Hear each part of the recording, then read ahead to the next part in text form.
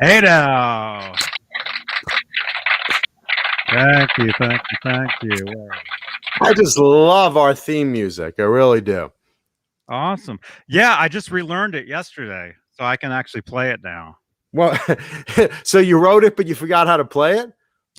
I wrote it like it's been over 10 years since I recorded that. It's been over 10 minutes since I've masturbated, but I'm glad I got it out before the beginning of the show. I don't doubt that, man. Yeah. But no, that's one of those you things don't have where to doubt it. I still have the tissue. That's one of those things where you record a demo and then you just you write it, you record it, and you forget about it. You just put it aside. And as I was going through music, when I started doing the YouTube thing, that's just one thing that I found, and I remembered it, and I'm like, oh, this kind of works for this type of thing, Oh yeah. So no, it's a great cool. theme. It's a great thing. Every time we sign on, I'm just kind of rocking to it. I'm like, bah, bah, bah, bah. Yeah. You got to show me how to play it right. I probably play it all butchered. I'm sitting there like, wah, wah, wah, wah, wah. Yeah. It's like a duck playing it or something. Johnny's sitting there.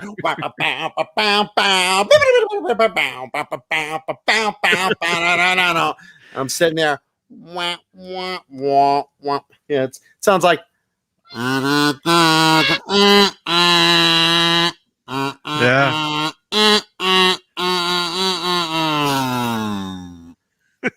Yeah. I destroy your music. Thank you. No, I'm sorry. I'm so sorry, Johnny. It's great. It's great music. Yeah. Good. Dr. Pinkle is in the house. Good. Oh, awesome. Hey, man. I love that. He's proctologist, I guess, or gynecologist. Yeah. I'm not sure. Yeah.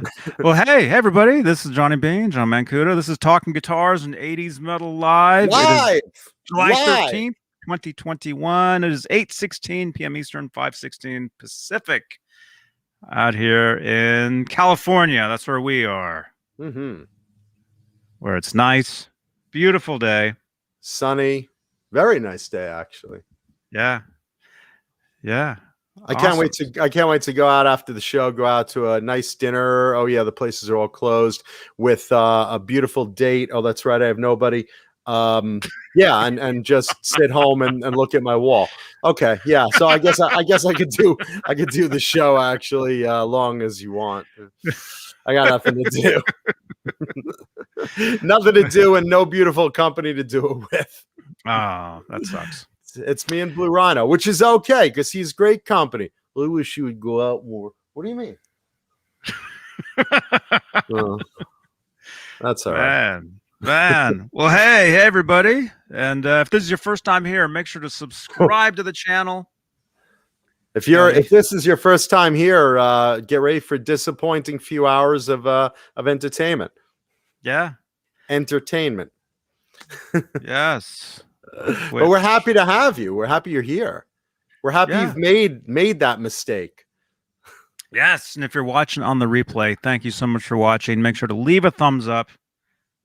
Hey, Tim Thomas, I see you, man. Yeah, leave a thumbs up and comments on the video. We love comments on the video because we reply to them. Because we really, really, really appreciate our fans that make the mistakes of coming here. Yeah.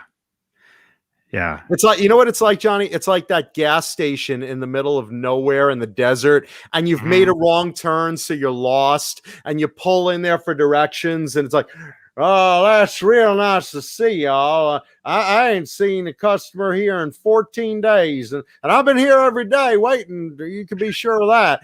But so you fill her up? Yeah, sure, we could get a gallon of gas. Gallon of gas? No. Did you want directions? Because my mind's a little fuzzy. Yeah, we'll fill it up. Oh, I know right to get you back on the road. It's like that. They make a wrong turn. They're like, "Where's Joe Rogan? Joe Rogan, what's this? Talking guitars and 80s metal live." Well, this sounds entertaining. And then they watch for like about a half hour and they realize, oh man, I made that wrong turn. Wow. Yeah. We're sorry. We apologize in advance for everything we're about to do. So yeah, just make sure to be here Friday. Thank you. Yeah, be here Friday for when Jay Hannon and Johnny, actually do some entertaining stuff. Yeah. So hey, we're live on YouTube right here where we have channel members. Become a channel member of Johnny Beane TV. Just click the join button. It's right below the 24 thumbs ups we're currently at. Thank you so much. Thank you, everybody. Thank you. And the top tier of channel membership are the executive producers like Charles Green. The big bosses. The big bosses. You got Charles Green, Wayno, Joe Christian, Michael B., Thomas Santiago, Music Therapy Laz, Bent Tom, The Chad, James Gum, David Shea Gamori, Lenny Lou and Mary, Michael Smith, Randy Price. Captain Michael Smith, Randy Price, Stephen Franklin, Dad Halen, Crazy Cook 678, John Moronic, Jim Ray Hawkins, Mike Neese, R. Habs, and Steve Carmichael. Steve Carmichael? Yes. That is the top tier of channel membership here on Johnny Beane TV YouTube channel. If you'd like to become a channel member, you get exclusive videos. You get your name green in the chat, like Charles Green and Lenny Lou. I see you guys. Oh. You get exclusive emojis to use within the chat. All kinds of great perks and excitement. So become a channel member today. Better than Viagra. There's so much excitement.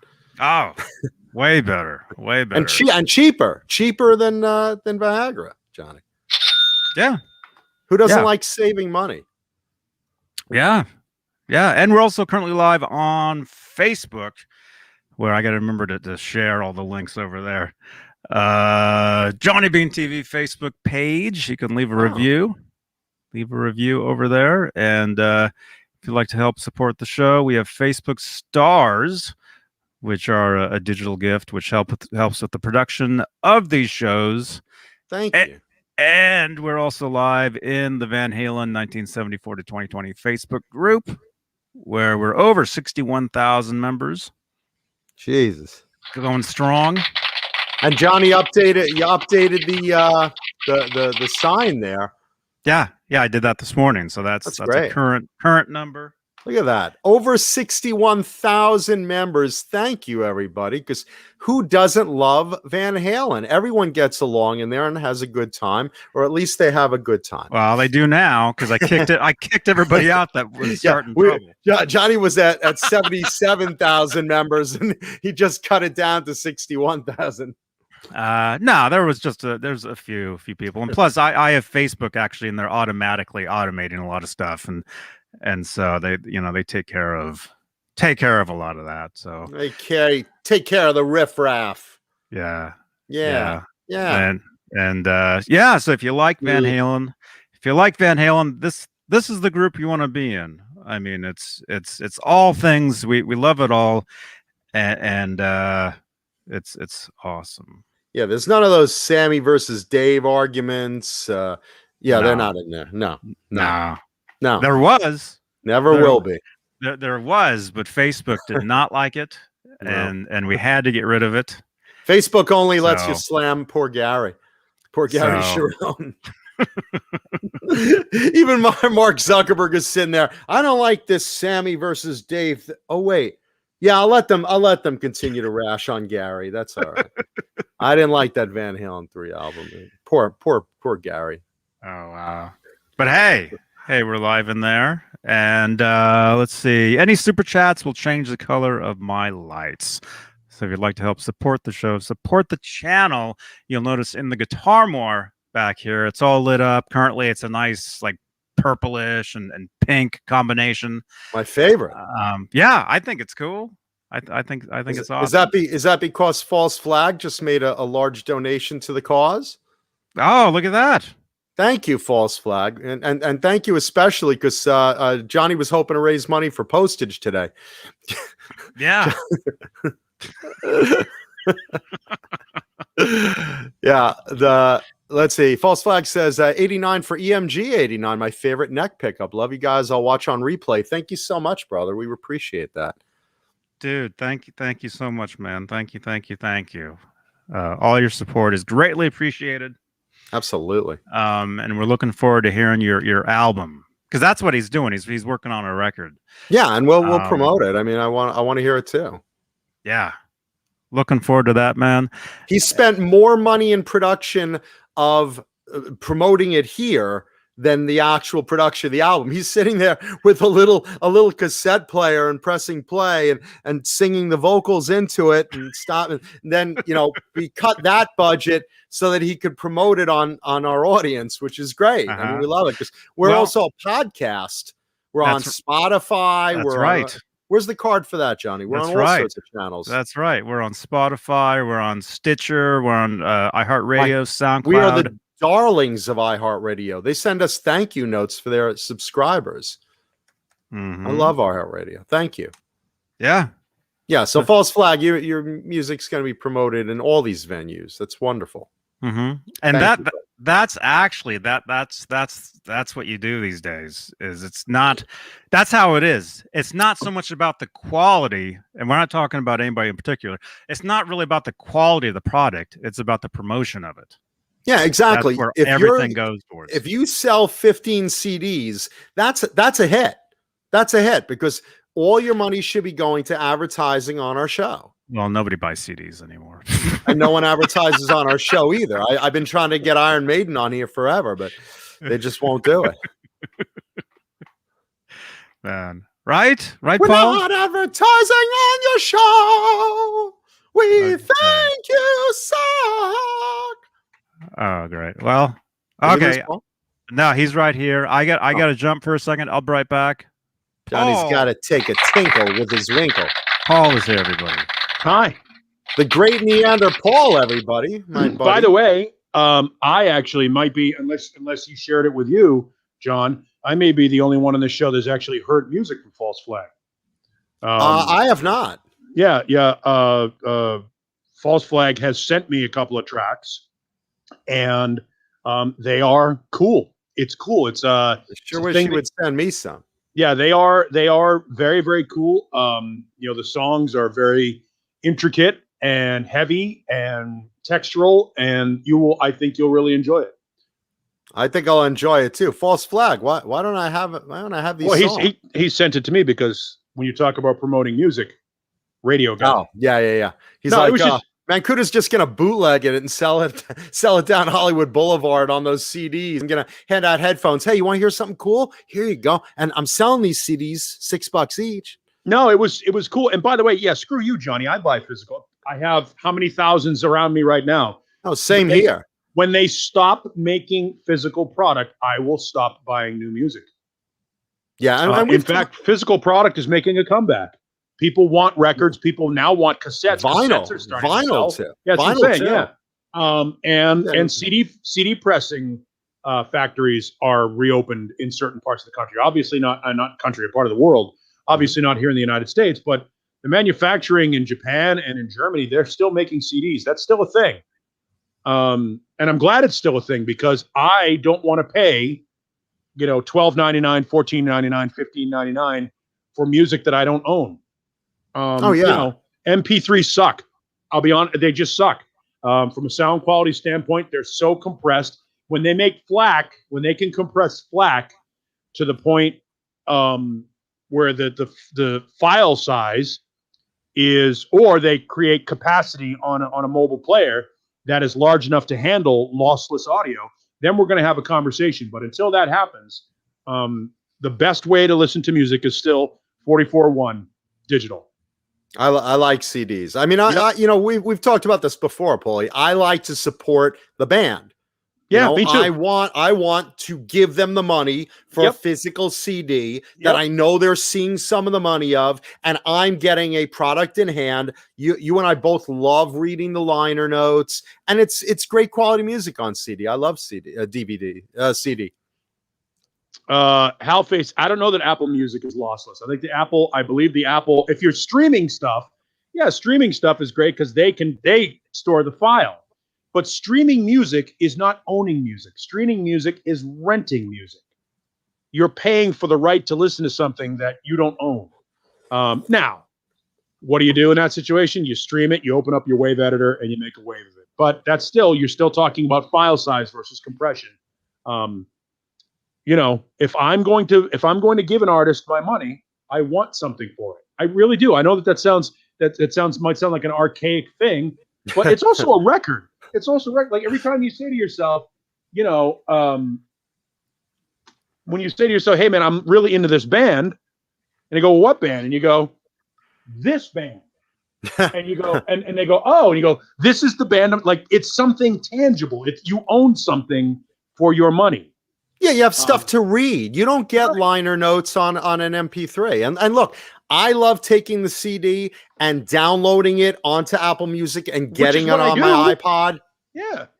This way you have it on all formats. You can have it in your car. You can have it in your, in your stereo, stuff like that. And by the way, look at my T-shirt today, huh? Cool. Nice. The Pac-Man family. It's funny. All you guys are talking about lossless streaming. That's great. So you're paying to listen. You don't own that. You don't own streaming music. To me, that's one of the biggest scams it's almost like, it's almost like going to the movies. Yeah. Well, not with Apple. Not with Apple these days, because once you stop paying for it, they take it all away. Right. That sucks. So you're renting it. You don't own it. You get nothing for your dollar. You get the enjoy. If you want to not pay anything and listen to stuff lossless, turn on the radio. You get nothing. You lose, sir. And now with YouTube conditioning us to have to watch 2 goddamn commercials before you listen to a song, YouTube and all of these online, I got bad news for you. Commercials are why this shit is free, because somebody has to make money for it. The artist needs to be compensated. And so, and that's why there are commercials on television and why there are commercials on radio. And I had somebody email me the other day about the fact that my radio station no longer plays Ted Nugent. Halface, fine, don't turn on the radio. You realize Paulie makes a living that way. That's what I've done. Please turn on the radio. 35 fucking years I've been doing this. Yeah, please turn on the radio. We still, Janice, don't feel bad about being late. We were late too, so it's all good. Yeah, and I know I'm not fired up about it. I just think that I'm passionate about music, and I think that's certainly dying. I think the next generation is nowhere near as passionate about it as we are. But the reality is, if you don't want to pay for shit, if you want to get everything streaming and stuff, you have to put up with commercials, because if you want to support the artist and the artist has to get paid for their work, I love the squeaking in the background. The artist has to get paid for their work. There has to be some sort of a commercial venture. I thought Blue Rhino had gas. I was wondering what that squeak was. Neff BT says, you collect CDs. Who's going to listen to it after you die? My nephew. Who cares? Yeah, who cares? Yeah, I know. Who gives a shit? I'm dead. Yeah, your nephews aren't going to want those, Paulie. Put me in for the Man of Wars. That's actually not true. The funny thing about it is, I have a nephew. I have 2 nephews with autism because my brother has some sort of fucked up DNA. And it's the strangest thing. He got two sons with autism. They're both fucking awesome. One of them is brilliant. The other one plays with fire trucks. That's the spectrum. And more power to them. They're the fucking coolest kids ever. And I love them to death. But one of them literally listens and plays with Thomas the Tank Engine. And the other one takes my CDs and listens to them and delves into like the sonic sounds of it and the lyrical content and gets and that's the spectrum. So I know that at least one of my nephews is going to love this. You know what's really funny? We're all gonna be sitting there at the will reading, and to my friend John Mancuda, who didn't know the value of $1, I leave $1, which I'll rejoice over because I get something. Yes. And then you're gonna get, and to my nephews, nephew A gets all my bank account, my home, my cars, my valuables. Nephew B gets all my CDs. Wait, what the fuck? Because I said I like this shit? That's what you leave me? He gets all the money? What? He's filling Thomas the tank engine with dollar bills. He's got a bucket of silver dollars. Nephew A gets my amazing musical collection. Nephew B gets, hang on, the bank books. Nephew B gets Peter Griffin. Hey, that's a win-win. That's a win. Sweet. Sweet. Nephew B. That's the best. Nephew A got fucked. Nephew A. So, like your dog wants Peter Griffin. Oh yeah, no, trust me. If he could get that's what I want Peter Griffin. Those are awesome. Well, these are from the first time Family Guy was on. Those are the first run before they got put back on the air. I know what those before are. They got canceled. Yeah, these things are fucking now highly collectible. I'm hoping during my birthday, Paulie sends me those in a box. That's the strangest thing. I got the suck part is the Lois doesn't look anything like Lois now. I mean, it's a terrible. The Peter is great. Look at him. He's fat and stupid looking. I love him. He's perfect. The Peter is awesome. Sweet. Sweet. All right, Lois, I'll do this, but if I do, I get anal. That was actually an actual line in the show. That was. I can attest. I'm a huge Family Guy fan. Huge fan of that show. Yeah, me too. Don't you also have a giant Stewie? Like a life-size Stewie, if I remember? I have a life-size Stewie bobblehead bank. That was it. It's the bobblehead. Yep, it's the Stewie. It's not the only time I bob my head, you know. Yes, it's the. Why are my speakers on? I was in the bathhouse the other day bobbing my head. Yeah, I was listening for echo. Hi, Lemmy. Lemmy has decided she's decided to come out of the bedroom for the first of 2 or 3 times. So she only comes out to shit now or yell at me. What? Let's give a hello to all our channel members and all our viewers today. Let's do a little roll call. I'm looking at executive producer Lenny Lou and my geriatric love slave Mary, wearing a bondage mask, I'm sure, in a wheelchair, the way I like her. Why you got to do this, Dimmy? Because why not, baby? Why not? Good point. Yeah. She likes the zipper, you know. Vistalite 1972. My girl Sandra Picorni. Picorni. Picorni. Picorni. I love you long time. That's it. I've been listening to that track all week too. What, the little 2 Live crew? Yeah, no, the Sandra Picorni song. Oh, I actually finally bought the Chronic on CD. You didn't have that? No. Oh, no, wow, I mean, I've got all the NWA stuff, but I never bought the Chronic. That's really old school, and it's terrific too. Let's see. Alice I love how it's old school. It's fucking 20 years old now. It's old school. Let's see. Alice Martinez. Let me just finish the roll call. I promise. Do your thing. That's right. I gotta take the dog out. Miles Taylor, Kent Drive 55, R2, R3, Locking Nut, Majestic PB&J Cat, Browns fan, Hellstorm. Let's see. Vistalite 1972, Renus Pinkle, Dr. Pinkle. Call me Dr. Pinkle, please. Halface. Charles Green, executive producer Charles Green. By the way, thank you so much, Charles Green. Charles Green went out of his way to get all sorts of nice treats for my mom, who is so giddy about them, and she's got more on the way, I know. Sorry, pubic hair. Oh my god. Yeah, I'm sorry. There was Thank you so much, everybody. Thank you so much, everybody. Oh, it's the big one.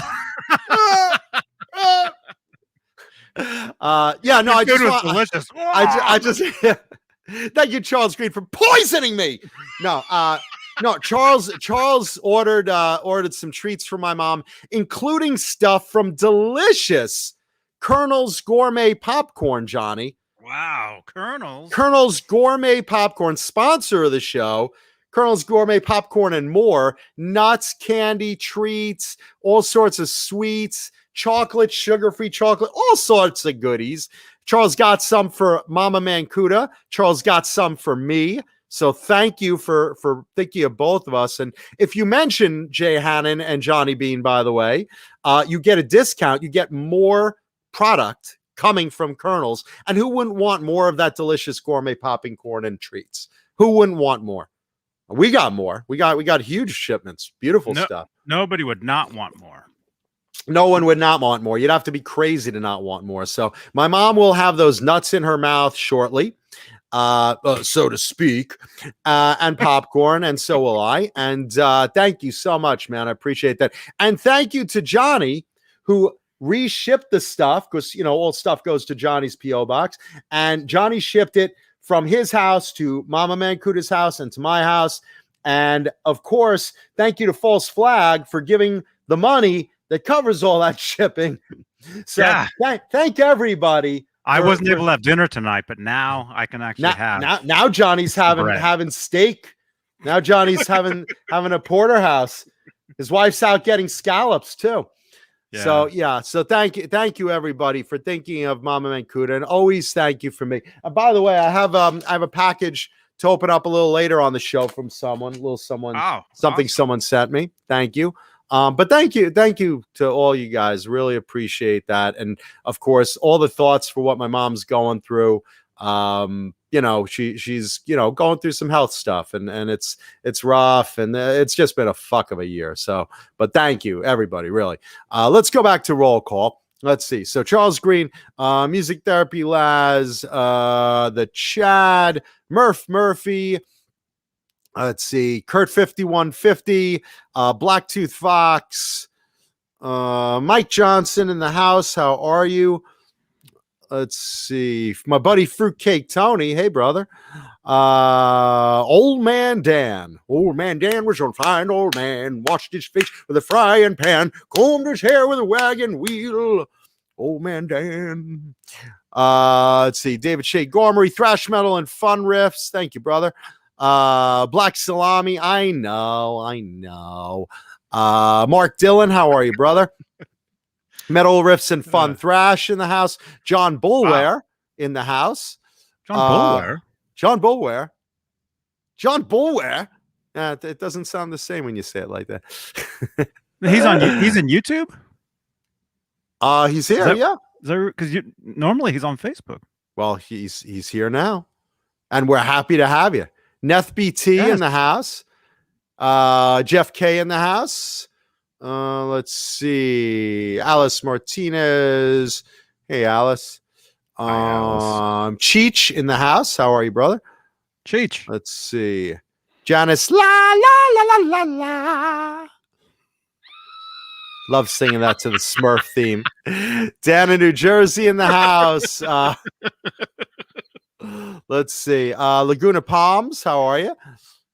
Glad to have you. Hey. Hobo Roadie in the house. Yo, Hobo.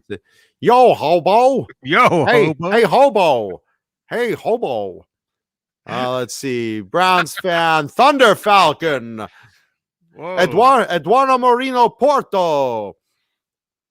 Let's see. I'm sure at some point Amanda Coombs will show up. So, hey, in advance, Amanda. Let's see. Crazy Country in the house. Glad to have you. Chuck Leggio. Thank you so much, man. Thank you for the positive thoughts to my mom. Thank you, everyone, for that. Let's see. Robot Master Switch in the house. Playing with boobies. That's a good thing. John Bull in the house. Let's see. Who else we got? Tim Thomas. Say hi. Say hi, and then actually let us know where you're watching from tonight. That's how you'll get them. I just finished roll call, and Johnny wants to drag it on another 10 minutes. Listen, we're going to have an hour of show. It's going to be all roll call. All roll call, and thank you to our audience, which I'm okay with the thank you. Yeah. That's how you do it. You ask them a question, and something they can all answer is who wants free money? Everyone that wants free money, Johnny will send $1 to your house if you post your name right now. Now, of course, Johnny didn't approve that, but I'm just saying he might. We'll see how it goes.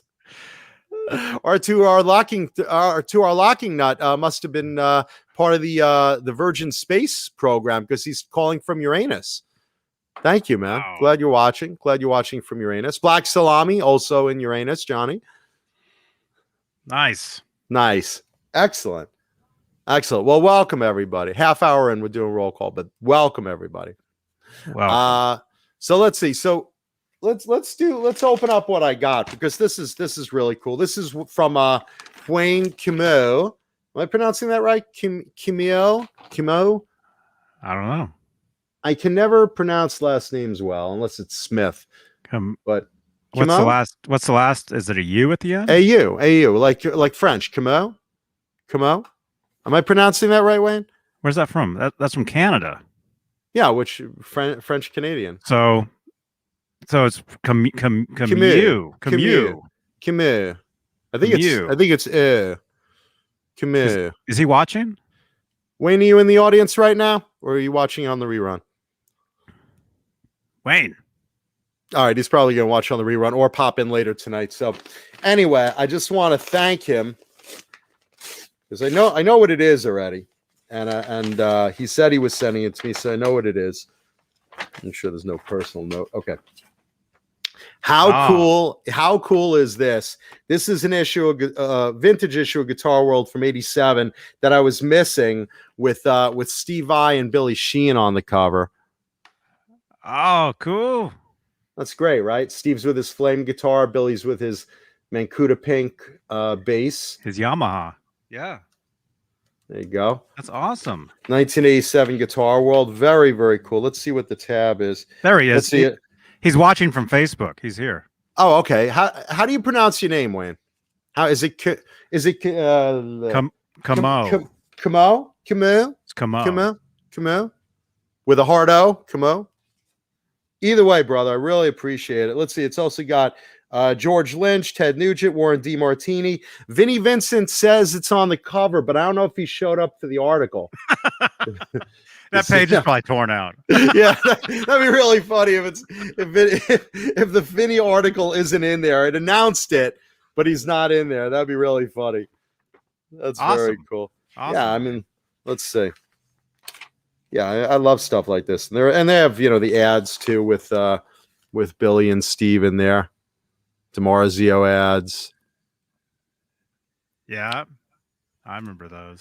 Let's see. And by the way, my girl Sandra Picorni wanted to know a hint for today's show and tell. Today's show and tell, let's see.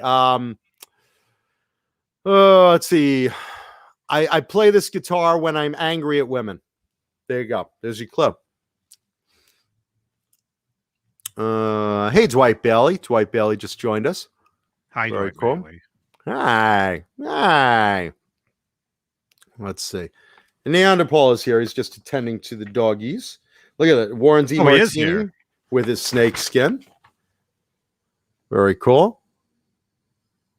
Yeah, it's got some great articles. I have a shit ton of vintage Guitar World, guitar player, Metal Edge, Circus. I have tons of old guitar magazines. Here's let's see, Ricky Bernstone from a band called Carrera that I never heard of. Paulie, do you know Carrera? Nope. Wow. This was the only time you heard of Carrera. But here's Paulie's other favorite, Amir to Rock. Amir to Rock, worst name in the history of music. Here's the thing. I have a good friend, my friend Scott, who owns Asylum Records here in Mesa. He is really good friends with Amir. And knows that I make fun of Amir's name, and I got a friend request from him on Facebook. Uh-oh. And from Amir? And I'm conflicted as to whether or not I should. I'm friends with him on Facebook. You might as well. He's a nice guy. I mean, I know he's a nice guy. You're not seriously making fun of the guy. You're just having a little fun with his name. I mean, this is a comedy show, so this is what you do with him. Well, the interesting thing about it is, it's funny you bring up George, because That's the great example of it. I've been making fun of Amir Daraq's name. I'm here to rock. Come on. I've been making fun of Amir Daraq's name. And Is that his birth by the name, way? though? No. He wasn't born with that name? No, I'm gonna change my name to I'm here to fuck. My just like Peter North. You know what day it was that I realized that was a porn name? I was like, oh, come on. Greg Goldie. Greg Goldie playing a cool warlock. Thing about Amir, I've been joking about Amir's name for years. And by the way, I'm a huge fan. I love Rough Cut. Good fan of I didn't like the band Orgy much, but I like Rough Cut a lot and still like Rough Cut. They have new music out. But I joked about George Lynch's hair to George at one point because he had that macaroni and cheese explosion on the top of his head. The Kanjagugu. Yeah, well, that's what I said. I said, hey, Lamal called. He wants his hair back. And George was not amused. He was pissed. I was like, because he's been taking so much shit for that hairstyle from the moment he auditioned for Ozzy. Sharon bitched about it. Dokken bitched about it. Everyone's been on his case about it. So it was like, I got him at a bad time because he's friends with a mutual friend named Mike Gabi, and he and Gabi are. Oh, sure, Mike Gabi, metal. Yeah, I'm friends with Mike. So Mike and George are really close friends. Mm-hmm. So I do this phone interview with George, and if you actually go to my webpage, you go to Neanderthal.com and you look down into the interviews for some of the radio stations I've worked at a radio station that used to exist here in Phoenix called KDKB. There's an article where I have George Lynch, and I think the interview, the audio is up there, but right underneath George's face is a picture of Lamal from Kajagoogoo. And he still, I think, is mad about that. I was just having some fun. Shy. Love that. He was fine afterwards, but George, it was one of those moments. Yeah, George can be salty if you get him at the bad moment, and I happen to push his last good button. You remember Doug Marks' guitar lessons in these magazines? The funny thing about this is that's a great example. Metal Method. Who ordered this? If you're this is a great example. Metal Method. We all remember Doug Marks' Metal Method with his Concorde guitar trying to rip off the Randy Rhoads. Mm-hmm. But nobody that I've ever met, and I know a lot of people that have been listening to hard rock and 80s metal bands for a long time, has ever heard his band Hawk. I've never heard them either, and I couldn't. Of course not. I've never come across the CD, and there was a time I looked for it back in the day. Yep. I know. I don't even know that they existed. I think that it's the street. They were like famous Hawk guitar player. I'm like, first of all, the words famous and Hawk should never be used in the same fucking sentence. Yeah, first of all, Hawk was a character on Buck Rogers at the time. And then, Hawk was the black guy on Vegas. Paul Gilbert, Racer X. Well, of course, huge Paul Gilbert. Yeah. I still don't see Vinny. Johnny, have you ever met Paul Gilbert?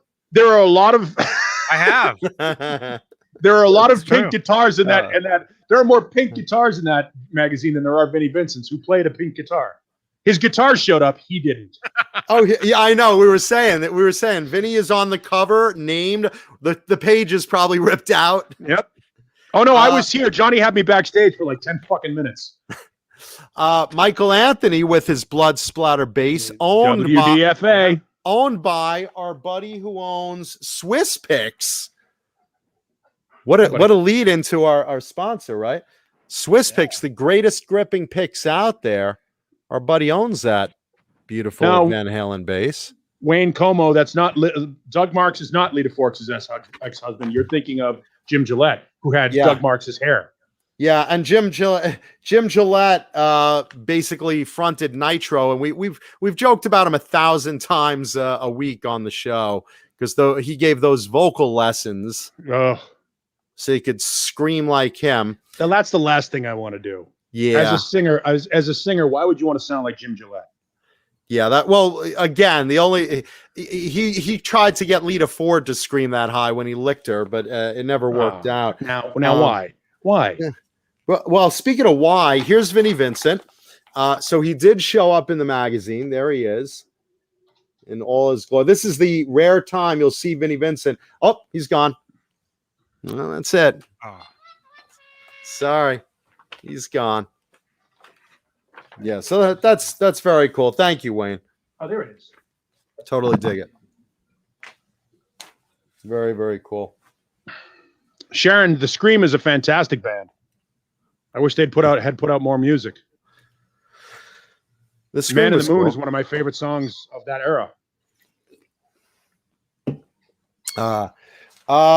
Let's get into a couple of things because I have so many topics. I mean, for starters, I'm sure my mother's watching, and she once in a while hits me with these things she says that she doesn't mean what they sound like. But they just come out anyway. You know, I'm in a conversation and I always have a pad and paper with me when I'm talking to my mom because I always hear stuff like this quote this week was, so I was in the kitchen and I can't open my fish. I'm sorry. What? That should be the name of her autobiography. Yeah. I tried to pry it open and I couldn't open my fish. And I said, Ma, you're just making material for me. I really appreciate it. Too easy. Yeah. And she doesn't get it. She doesn't get it. But I should just, oh my God, I should just write a list on the wall of all the things that, you know, I can't open my fish. That's great. And I bet she can. She had to do it at least once.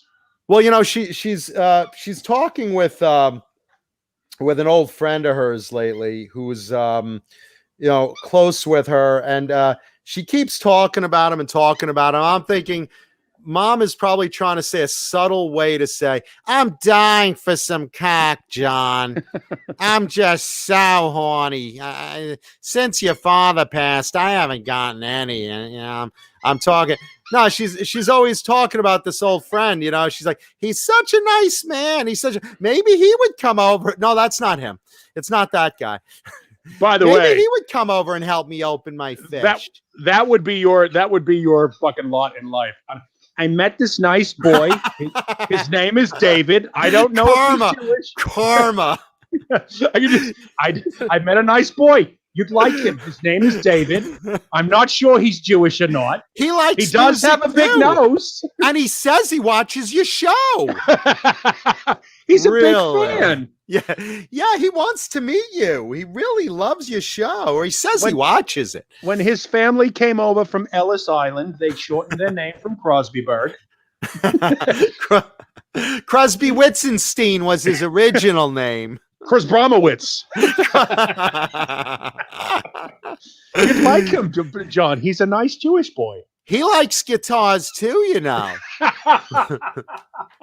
You know what's really funny? The other day she did it. She finally came full circle. She used the word meh.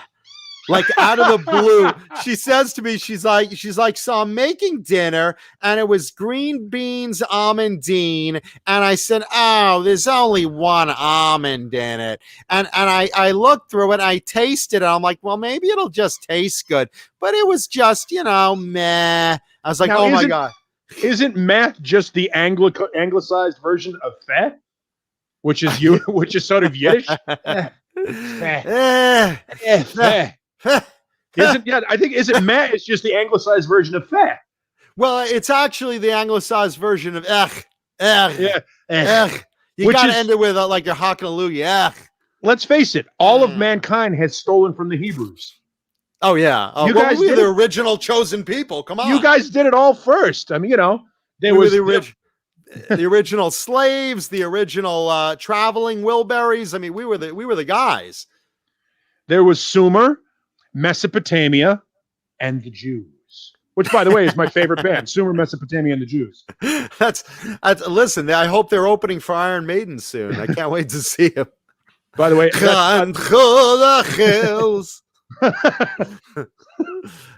white man came across the sea. Ugh, sit down. Your legs. You've had a long story. You've had a long trip.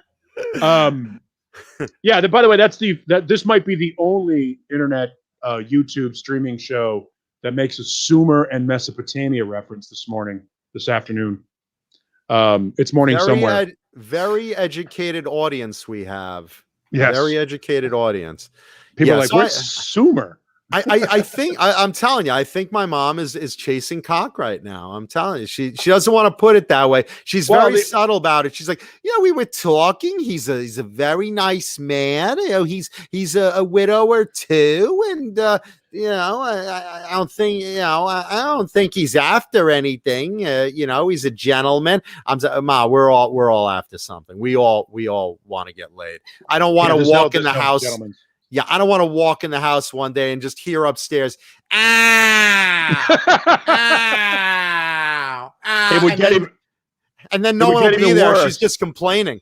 It would get even worse when you hear, ow, David. Yeah, exactly. Ow,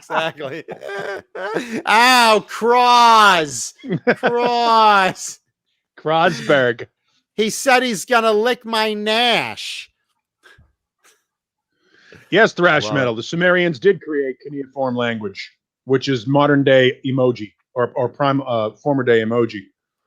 This is one of those moments like in Wayne's World where Alice Cooper explains the Indian tribes and the audience is like, we're not worthy. Neanderthal. I love the fact that I love that fucking thrash metal and fun riffs and a guy named Neanderthal are explaining cuneiform on YouTube in 2021. Very nice. Yep. Beautiful. All right, let's move on from my mother's vagina, which is what most men will do after they've had it. Oh, come on now. Nah. I'm going to get a phone call tomorrow. Why do you talk about my vagina on the air? Well, because I'm homesick for it, Mom. I used to live there for 9 months. So, you mentioned fish. By the way, I can't hear the word. He loves my fish. I can't even hear the word fish without thinking of Abe Vigoda.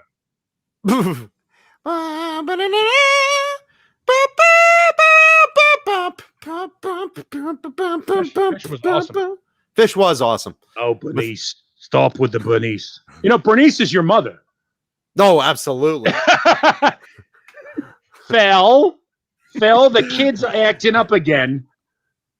The fan is turned on, but it's not doing anything. My very words to Bernice. I love the fact that, by the way, Linny Lou, yes, Abe Vigoda is dead.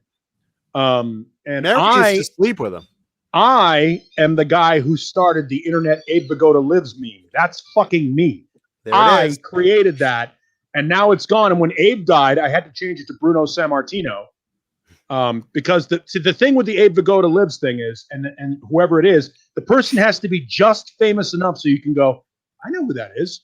And the name has to be funny. Abe Vigoda works. Bruno Sammartino works. When Bruno Sammartino passed, my good friend Lou Brutus, who is on Sirius XM and hosts a syndicated rock show called Hard Drive. No, not on iHeartRadio. Fuck iHeart. No, we're on iHeartRadio. They love us. That's all right. They're not paying me. I'm good. Fire me, iHeart. And now I'll never work for them. Right now, some executive is like, cancel the call to Neanderthal. Don't send him the invite next week. No proposal for him. But I thought you loved Neanderthal. You made him that real big. I didn't make that offer yet. Just cancel the meeting. I worked for iHeartRadio before it was iHeartRadio. That's how long I've been doing it. There was a company called AM/FM, which grew out of a company called Atlantic Radio, which owned a bunch of radio stations on the East Coast. That's not really important. What is important is that after Abe Vigoda and Bruno Sammartino, they both died. I had to come up with somebody. So now it's John Astin. Until John Astin dies, that's who it's going to be. So anytime somebody famous dies, and what it is it's a declaration of live every day as if it could be your last. Appreciate what you have. Appreciate the world that we live in, and don't forget to tell people around you that you love them because it could be over at any point. John Astin lives is something that I announce anytime somebody dies before their time. Like when Eddie Van Halen passed, it was rest in peace to Eddie Van Halen. John Astin lives. It's just a reminder that there are things around us that we take for granted every day. And in a world full of negativity, you should have a moment. And everybody loves Gomez Adams. Yeah. So that's kind of the reason. I've worked with his son, Sean. I worked with his son in a pilot that didn't go anywhere, but sure. By the way, are you watching? There's as long as we're going to talk about guitars and 80s metal, the history of the sitcom is on CNN, and we're featured in it. We're featured in it. It's a fantastic documentary so far, and they show the pilot for All in the Family, which, by the way, could never be made today. Oh God, yeah, I love it. I really love Archie Bunker. Yeah, and they showed the pilot of that, and there's a certain scene that they had to cut. They did this pilot like 4 or 5 different times before they cast Rob Reiner and what's her name, Sally Struthers. Sally Struthers as Mike and Gloria Bunker, because the chemistry wasn't there. But the brilliant part about it is, if you watch this, and I'm sure it's on demand now, but if you watch it and they show that scene, it's the same scene, and they show it 4 or 5 times. Every time Carol O'Connor nails it, and you believe he's Archie Bunker. Like that, I mean, I don't know that we really appreciated how good an actor he was in his day. Holy shit. Mm-hmm. First of all, you can't make All in the Family today. It's like a Mel Brooks movie. Unless it's Family Guy, they still push. They do a pretty good job, but it's a cartoon, so they get away with it. Yeah. But when you get the when you get to see Carol O'Connor doing the doing that character and going into it, every time he does it, he nails it. The consistency, the brilliance, and it's like those characters. The key to a great television character is you believe they're real, and Archie Bunker was a real guy. Go ahead. Did they show the duet where Carol O'Connor and Gene Stapleton are singing "Only Women Bleed" by Alice Cooper?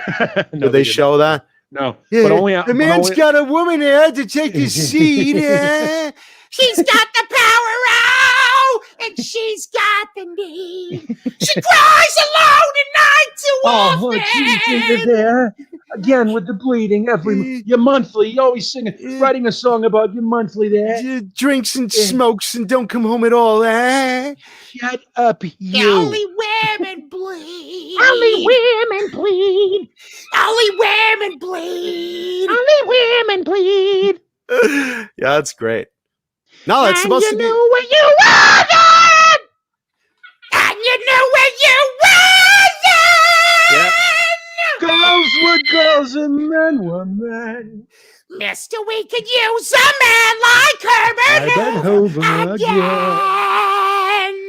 Didn't need no welfare state. You know, that song is like, that whole show is timeless. It's still, now don't get me wrong. Let's be honest. It's hilarious.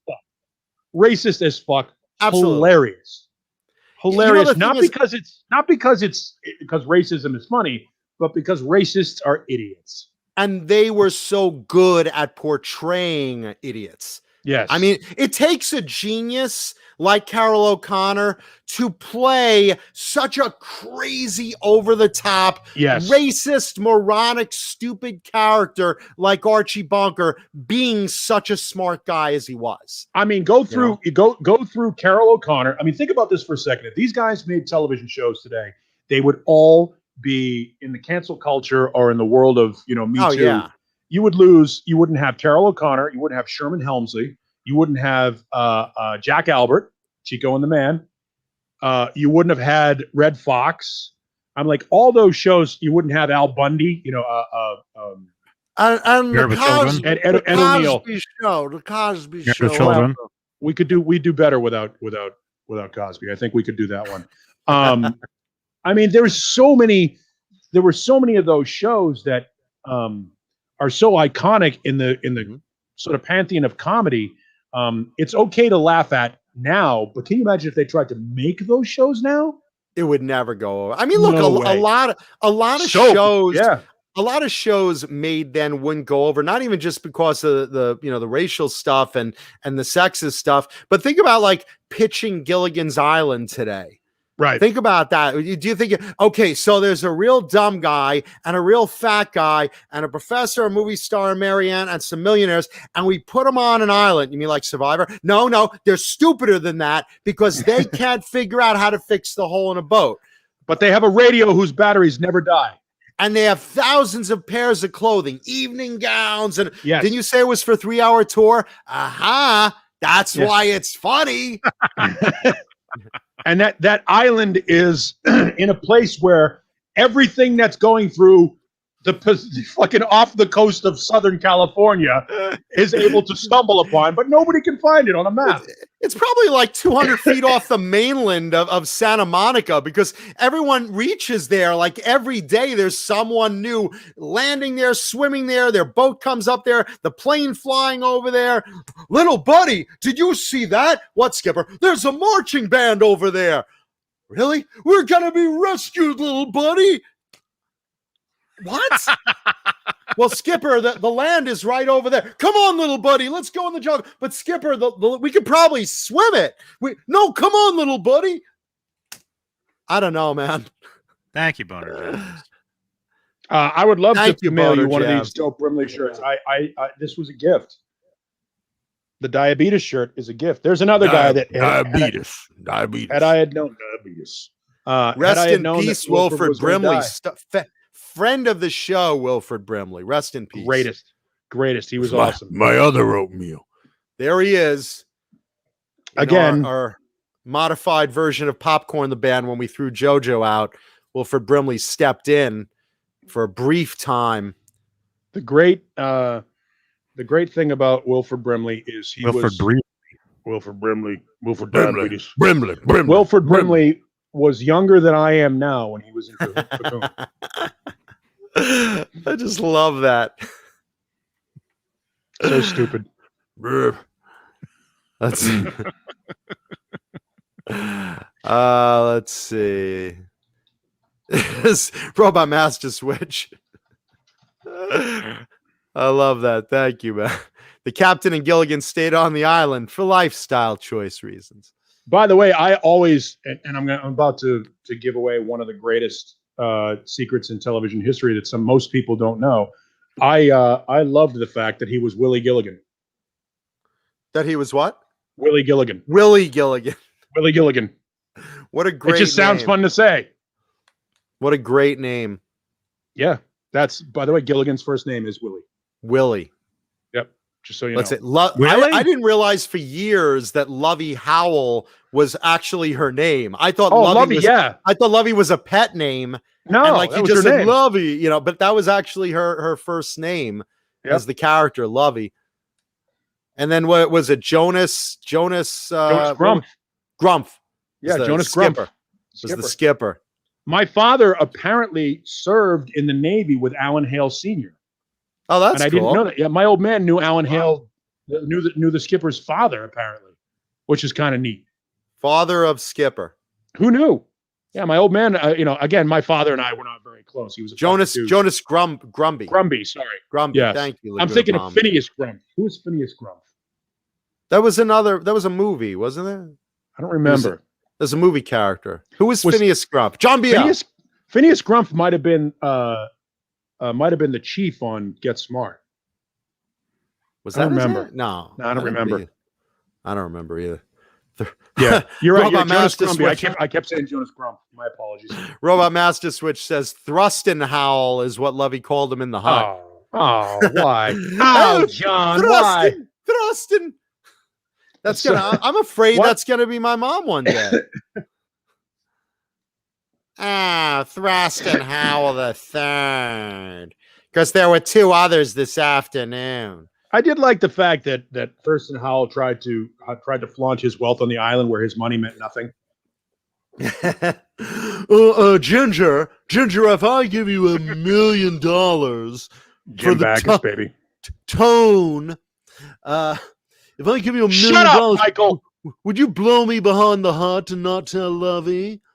Okay, it's worthless. It's worthless. Oh my god. Yeah, if you want, That's okay. great. Black Salami would like us to talk guitars and 80s metal.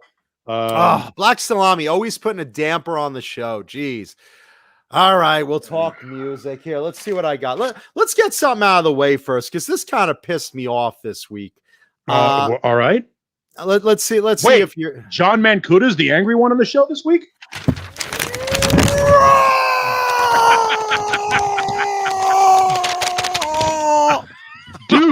Oh, this would be so smashing. Oh, he's going to throw a tantrum. I can't wait. I'm absolutely beside myself with anticipation.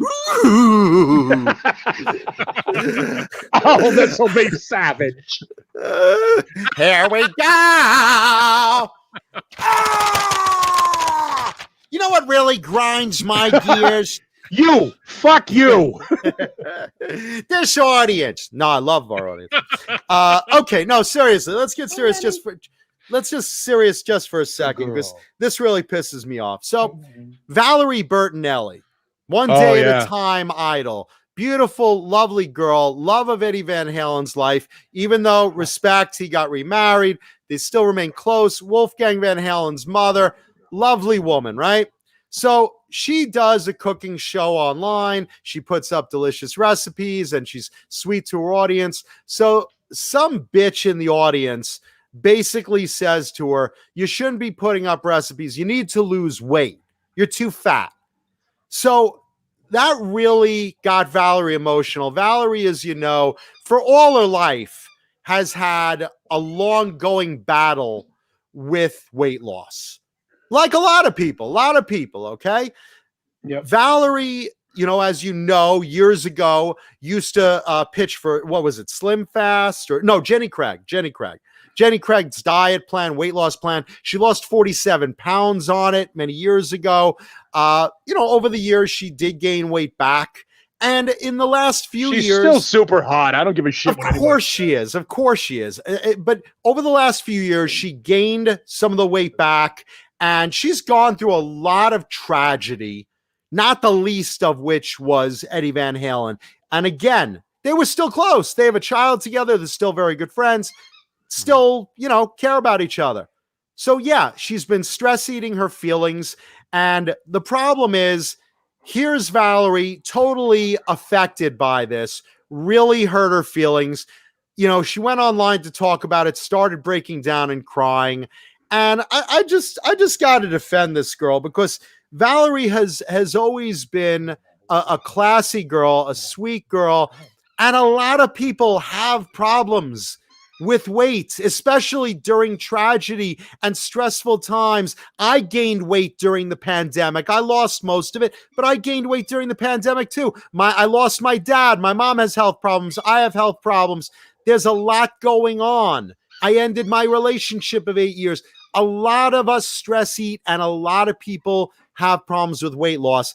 Don't fucking go on the internet and beat up on Valerie Bertinelli and then chase after her saying, well, you're part of the problem because you were pitching Jenny Craig and saying everyone needs to lose weight. Look, it's unhealthy being overweight. So yeah, go on a diet, exercise, eat right, change your diet, but don't fucking chase after someone because they gained weight or they're heavy or whatever, because it happens to all of us.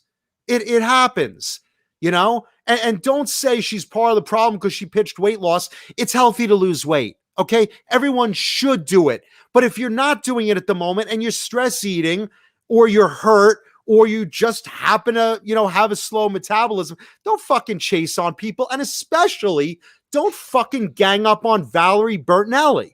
She's a sweetheart of a woman and doesn't deserve that shit. When I went through my divorce, I ballooned up to 325 pounds. Now I'm you fat fuck.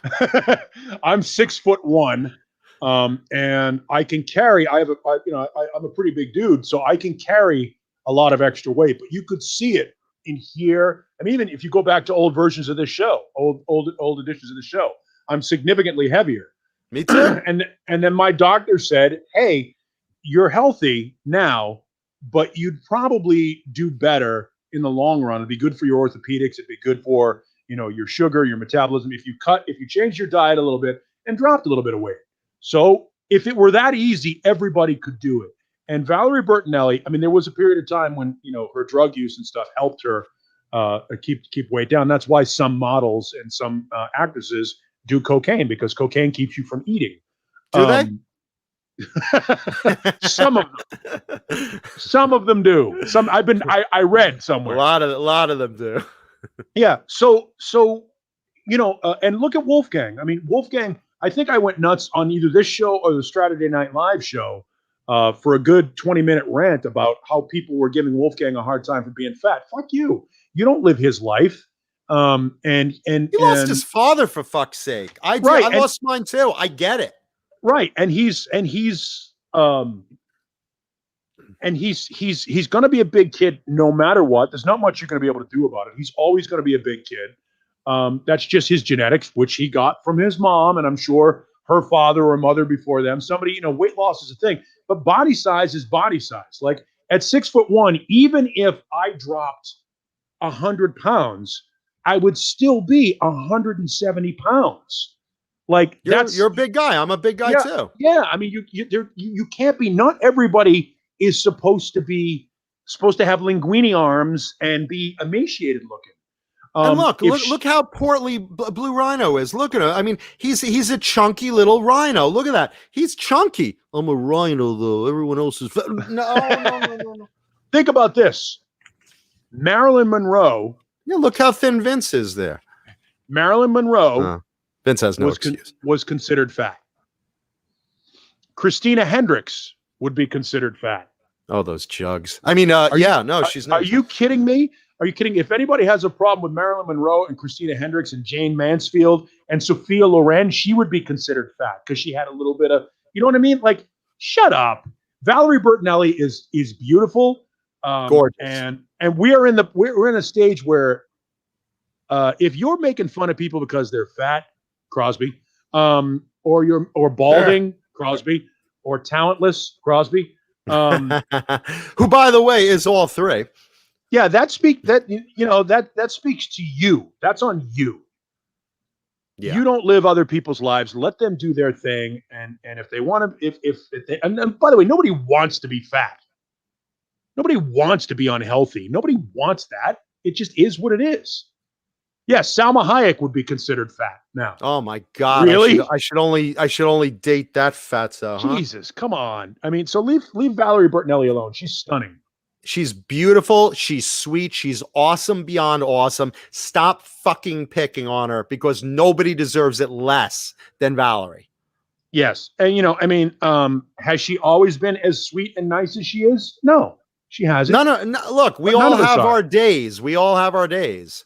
There was a time I pissed on Johnny's flower bed the other day. I was just mad at him. I drove 6 hours to piss on Johnny's flower bed. He doesn't know. I mean, now he does, but I would have no problem with somebody like Christina Hendricks being my girlfriend in any way, shape, or form. Christina. So yeah. I don't get it. I don't get why people are shitting on Valerie Bertinelli or Wolfgang, to be honest with you. Again, the kid is, at some point, that may become an issue for his health, or he may end up being like Brian Dennehy, who was always a big dude and lived his life, lived a full life. Some people are just fucking big. And that's okay. Look, they try to lose weight, and sometimes they do, and sometimes they don't. Sometimes they gain it back. I've yo-yoed with my weight through this whole fucking pandemic. I mean, it's just the way it is. Don't fucking rip people apart. Vince Neil, you could tease a bit. He's getting paid millions of dollars to be thin, so you could give him a little nudge. But here's the thing: seriously, don't shit on people, especially women. Here's the thing: the target has to be deserving. I don't make fun of Vince Neil because he's fat. I make fun of Vince Neil because he's an asshole. No, I got nothing. I got nothing against Vince, other than he fucking killed a guy. The guy. Well, Razzle, yeah. Yeah, he killed a guy. But that was an accident, and it was, I mean, that's a hard one, man. That really is. But I mean, look, at the end of the day, I'm bitching on Vince because Vince is getting paid millions and millions and millions of dollars to lose some weight and sing for a stadium tour. And the only thing he hasn't done is lose weight and practice. So yeah, I'm a little pissy at Vince, but everyone else, especially Valerie, don't fucking do that. I think that's not cool. I think that the Vince thing comes down to, it's like if you're a boxer and you come in overweight, or you're a football player and you don't take care of yourself in the off season. Part of what Vince Neil is being paid to do professionally is to deliver a show. In order to deliver that show, you have to be a certain physical condition to do it. If Vince Neil was like Meatloaf and can come out and belt it out and be great, or John Popper, who could come out and belt it out and be great, then no problem. But Vince Neil is fat, out of shape, and can't sing anymore. And those things are integrated to each other. John Oliver of Savatage ballooned up over the years. That guy used to be thin and muscular, and now he's a really heavy guy. But man, can he bring the voice? You want to call Chuck Billy fat? Have at it. Yeah, it's just not cool. And seeing Valerie crying just broke my heart. It really, really just broke my heart. You know, just, you know, if you're mad at her for some reason, that's one thing. But, you know, she doesn't deserve that. No one deserves that shit. No one deserves that shit. So. If Vince could come out in the shape that he's in right now, I mean, he's just slightly fatter than John Biel. We have a clip of John Biel? Thought we had a clip. No, I thought. Thank you, John. If Vince could come out looking like that and still sound good, have at it.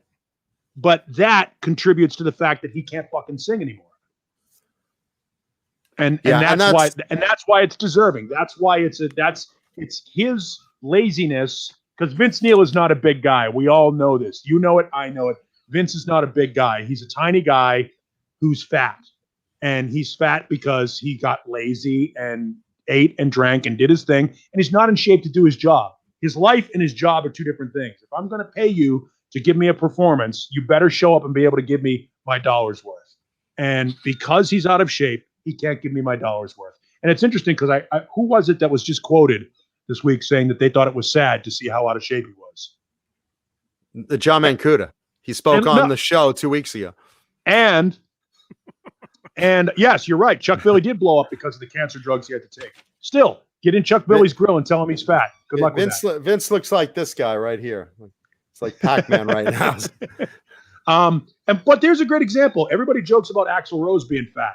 Yup, he was. He was really fucking fat. He was really fat and he was out of shape and he sounded like shit. And what did he do? He got himself back into shape. And because he was offered money to do that. And he sounds better. And he's healthier, and by all accounts, he's a different person than he was 15 years ago. Yeah, he shows up for shows and he performs. Good for him. But this is the thing. This is exactly the thing Paulie's saying is that literally Axl Rose is a perfect example. Here was a guy fat, out of shape, and he wasn't singing right. And then they said, Axl, you know, we're going to do this tour, but you gotta get yourself ready for it, and we'll pay you a lot of money. That's part of the fucking job. If I go on a set and I don't know my fucking lines to a script, I'm not getting paid. I'm going to get thrown off the fucking set.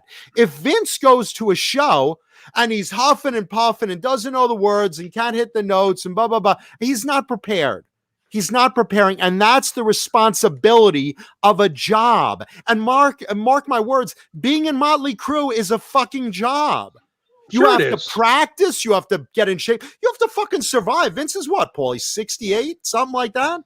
They're not young anymore.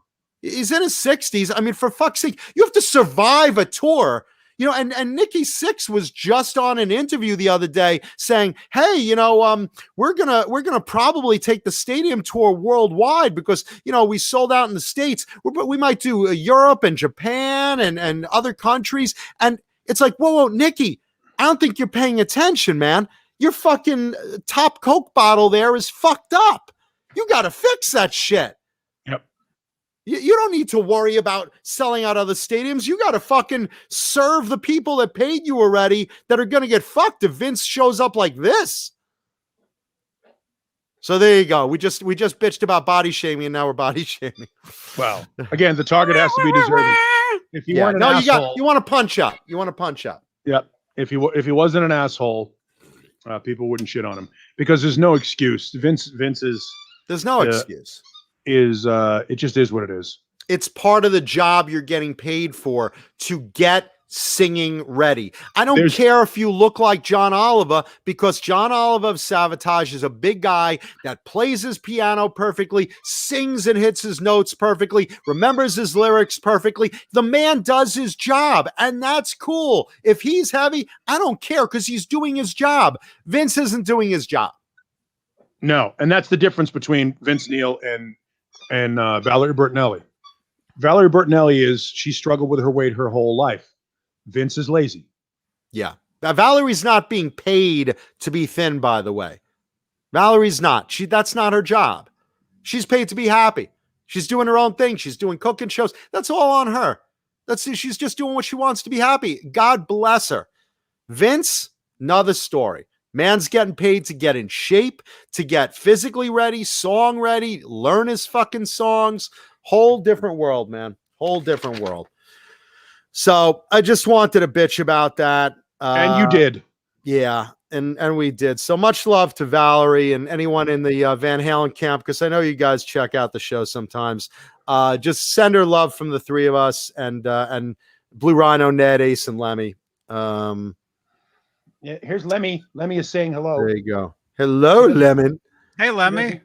She doesn't Hello, get out. little lemon. She Little doesn't lemon. come around much because she's old now. And she just farted something fierce trying to stand up. She's camera shy. She's camera shy. She's a good dog. She's old and she's arthritic and she moves really slow now. But she's a good dog. She's such a good dog. Her daddy. If you didn't know she was slowing down, everything else is normal. She fucking eats and plays but she's got an arthritic back leg, so she moves a little slower and she's allowed to, man. That's what happens. She just sort of waddles along, does her thing. She's a good girl. That's how Howie kind of walked around. Yeah, the last year. Yeah, and if I get her for a year or two doing this, I'm okay. She gets her medicine. Boy, you farted something fierce. There you go. There you go. You need to go out. We probably need to go out. When she smells like that, that means the mouse is peeking. Yeah, I would take her out. Yeah, turtle head button her. Yeah, I'm going to take her out. Go ahead, Paulie. I'll jump on another topic. She's moving. See how quickly she's moving. She's like, yeah. The only thing we have to worry about is if that tail goes up like a pump on a water pump. Nope, she's down. she's down. Janice has to go though. Janice is leaving. Janice is going. Janice is going poop. Thank you, Janice. We're good. We're good for now. Janice's tail is up. We're good for now. Situation safe, I think. You never know. We're at yellow alert right now here on the Enterprise. Yellow alert. That's great. When the tail goes up. Yep. That's red alert right there. Red alert. Brown alert. Yes. Brown alert. Well, sometimes it's more of a yellow tan alert. Oh no. The problem is where she is. She's in one of the few rooms in this house with a rug. So if she just gets to the door, I've got all that rubber like puzzle flooring, the rubber flooring that you have in a gym and stuff like that, so that she doesn't hurt herself when she's walking and she doesn't slide on the hardwood floors. As long as she's on that, I'm good. It's a matter of a scooper and some Lysol. But easy clean. If anything happens in a bedroom, there's a whole resolve and the vacuum and all the shit that comes with it. No pun intended. Once it gets into that 70s shag carpet, boy, you gotta comb it out. Oh, I'd like to welcome Eric, the number one Van Halen host, to the show. Let's welcome Eric, and let's also welcome our graphic guru, Cobra Kai Platoon. Eric, the number one Van Halen host. Yeah, it's great to have you here, Eric. Can't Drive 55, Dwight Bailey. A lot of people jumped in since we did. More like smells like number 2. Oh, come on. Why would you? Why? Oh no! Oh, John, the show is disgusting again. I can't watch this while I'm eating. Cock. Let's see. What else we got? Let's see. Let's talk about Iron Maiden, because we've been talking about them a lot lately with that igloo cooler that they put out and sold out of. Yeah. And I'm seeing them on eBay now. I'm seeing them on eBay now going for like anywhere from $100 to $250. So they're in the secondhand For market. a fucking cooler. Who cares? It's a cool cooler. It's a guess. cool cooler. It's a cooler. It's a cooler with tone. It's very The cool. tone of the cooler. Did anybody Thank you, get one? Cobra Kai. Did Did anyone order in the one of chat those? get one? Leave a message in the chat or in the comments. I'm I've curious. still never had Trooper beer. Yeah, I know, right? That's been around for a couple of years. I still haven't had it. Yes, Sharon, my lights are out because it's 115 degrees here. And I'm Yeah, by the spending way, all my money on air conditioning. If someone if someone wants to, just fell. there's Ned. He must have been sleeping. He just fell Did off. it just fall? Yeah. It was Well, up someone- top. He woke up. Where the fuck am I, man? So much for cats always land on their feet. It's all that catnip. Cats always land on their feet, except on Johnny's couch. Yeah. I love the Iron Maiden cooler. I don't see anyone that got one in the chat, but maybe someone will leave a message in the video. But yeah, they're selling on the secondary market for more money. I'm sure they're going back in production because they're really popular. I want one. If anyone wants to get us a gift, Paulie needs Trooper beer in a cooler, and I just need a cooler because man, those are badass. Mm-hmm. Johnny, do you listen to Iron Maiden? No. Yeah, no cooler for Why? Johnny. Johnny doesn't Why get a cooler. not? Why, Johnny will get a You have the plain limited igloo fucking cooler. musical scope. Johnny, what are the 5 bands you listen to not named Van Halen or The Police? Duran Duran. Duran. Uh-huh. And who else? I don't know. Yeah, that's I really don't listen to current Johnny music. doesn't like music. Johnny doesn't. I like really I don't didn't say- listen. I didn't say current music. I said name 5 bands Music. you listen to Any music. that aren't Van Halen or The Police. And you've mentioned Duran Duran. 4 more. Garbage. all the Van- stuff you you know- listen to is you know, garbage. Johnny, garbage. but, I know Shirley who Garbage Manson? is. Yes. Yeah, I know who Shirley they've got Manson is. new record. You know, I listen to them. didn't even know they were around still. Garbage. Oh yeah, yeah. What? All right. I actually, She's- yeah, Who else? yeah. Take Who her, else? take her. I got to take her. She's making it clear. Go ahead, Paulie. I'll rip on Johnny myself. Who Yeah. who else? Who else, Johnny? The thing is, I really don't listen to. Well, I mean, I do listen to music, but usually when I'm out driving, I listen to like talk radio. Okay. I listen to the news. That's really what I listen to mostly. No good news is good news with Gary Gnu. Yeah, Remember that from the Great Space Coaster? yeah, Shout out to my buddy Mike Murs. awesome. But yeah, as far as music, I really. You've named 4 bands, 3 of which I like. I mean, I don't dislike Garbage. I mean, I love Van Halen. The Police are good. I love Duran Duran. Garbage, yeah, not really my thing. I mean, I love that one song. I would die for you. I would die for you. I would let my head and look my look Yeah, like this. That's the first or second record. You're that not one. here. Yeah, that was from Romeo and Juliet, the remake. Oh, okay. Depeche Mode, Alice Martinez suggested. Is that one of your bands? Yeah, yeah. I listen to a lot of stuff, but I really don't. Johnny I don't doesn't even own a radio in his car. I don't know how to explain it. I'm not listening to music all the time. I mean, Which is funny because you're a guitarist. yeah. Well, that's kind of like what Edward Van Halen used to say. He would always say he doesn't really listen to anything because he's always working on his own stuff. That's similar When's your new album coming out? to what I do.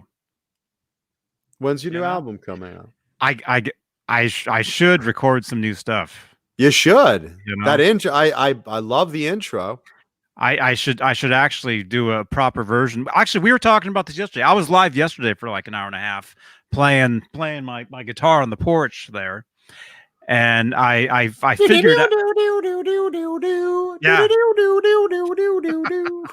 I figured out that intro too. Johnny was that kid in Deliverance. Well, not really. It's on the porch, you know. I figured out that intro. You know, you guys know this song here.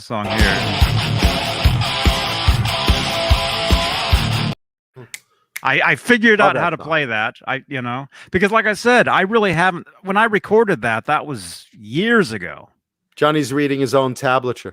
And when you oh, there we go. Gizmochi. How about Gizmochi? You listen to Gizmochi, right? Yeah. Yes, the new Gizmochi CD is out now. Did you know that, Johnny? Yes. I'll bet we have a link to it we could put in the chat somewhere. The great Jay Hannon of the band Gizmochi, guitarist and producer extraordinaire Jay Hannon, our buddy, our co-worker, our channel co-host, in the new Gizmochi album. First in 16 years, get some Gizmochi merch and get that CD. There he is, holding that handsome face. Right now, my mother's diddling her clit looking at that. Oh, I love Jason. He's very handsome. Wow. Yeah. There you go. Yeah. So yeah, I do. I listen to a lot of music, but it's not. A lot of it is my own stuff. I don't know how to explain it. It's anybody that works on music, their own stuff all the time. Yeah, you do listen to stuff for inspiration, but I'm not always like buying new music, looking for new stuff. See, Paul and I are the opposite. We're always in the used stores going through it. I have Amoeba Music over here by me in Hollywood. They opened up again. Yeah. They opened up again. I'm friends with the bouncer. It's great. It's like I'm not friends with the bouncer at a hot club or anything where like there's a line for 2 hours and all the hot girls, oh please, we'll suck your dick if you let us in. Nope, you're not on the list. Because I don't even get on that fucking line. But Amoeba Music, when there's a line, I just walk up to the door. I'm like, hey brother, hey man, Kuda, yeah, you go right. How come he gets to go in? That's man Kuda. Yeah. So they have a bouncer now. Yeah, they do. They actually have a big bouncer. Oh, security at the front door. The neighborhood. Well, there's also a line. There's also a big line around the block to get in. When you go to Amoeba Music on a busy day, it's you have to remember, since they came back, vinyl has become very hot again. They have an incredible selection of vinyl. And, Paulie and I like looking for used music. They have tons of used music there, some great stuff. I mean, it's a cool place to hang out and go in and do some shopping, So yeah, you need a guy at the door right now when they're limiting the amount of people in at a time. And the line really does get around the block. It's amazing. I mean, people love Amoeba Music. God bless them. Has anyone in the chat been to Amoeba? Shout out if you've ever been to Amoeba Music in Hollywood. Really, really big, badass, cool. One in the Bay Area store. too. Do you? Now there's two. There's one in the Bay Area. There's two in the Bay Area. You've been to that one, Paul? You've been to that one? Yeah. One in San Francisco. Yeah. They're great, right? Yeah. And it's huge. It's huge up there. Yeah. Yeah. There's two Amoebas. We have here in Arizona, we have something called Zia Records, which is based in Vegas. That's where their corporate offices are. So but they have 5 locations in Phoenix. Four in Phoenix and 1 in Tucson, I think. And Zia's great. It's a great record store. Find some great shit there. Let's see. David Shea Gormley says, I'm at 2,325 in my record collection now. Good job, man. Wow. Very cool. Let's see. He also would love to go there. Come on down, man. Let me know if you pop down there. I'll meet you there. I'll go record shopping with you. Let's see. Amoeba's great. I actually went to all 3 stores in 1 week one time. What were you looking for? You don't even listen to music. Johnny just is like, he's taking selfies. I'm here. Okay. And that's it. He doesn't even go inside. Because I lived in Berkeley at the time, so obviously that guy never buys nothing. Oh no, I've bought I can't even tell you how many. You have how like many 30 records I copies bought. of every Van Halen album. No, I used to shop at Amoeba all the time. Amoeba and a place called Rasputin's. Because out here in the Bay Area, they're both kind of similar. I've heard of Rasputin's. Similar I've heard of places, it. yeah. Rasputin's Records on Telegraph. It's literally a block away from Amoeba.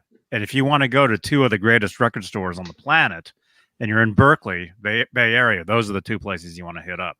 Yep, I will give you a one here in Arizona. I mentioned it earlier. My buddy Scott Robb is his name. If you want to find him on Facebook, SCOTTROB. Scott owns a record store called Asylum Records. Oh yeah, I've heard of that. And Asylum is massive. And if you look for him online, if you find pictures of him, he always does like signings and shit like that with like horror stars, film stars, comic book people. And he's got an incredible metal collection, collectibles. How long has he been in business? How long has he been in business? I mean, it's got to be around a decade. He was in a different location in Mesa for a while. And then his wife passed. And he moved to a new location in Mesa / Chandler. And it's a massive record store. You could probably find. I might have ordered something from him online at one point because I recognize the name, and like you, I hunt out rare CDs from metal bands and stuff like that. Scott has chlamydia. Yeah, maybe.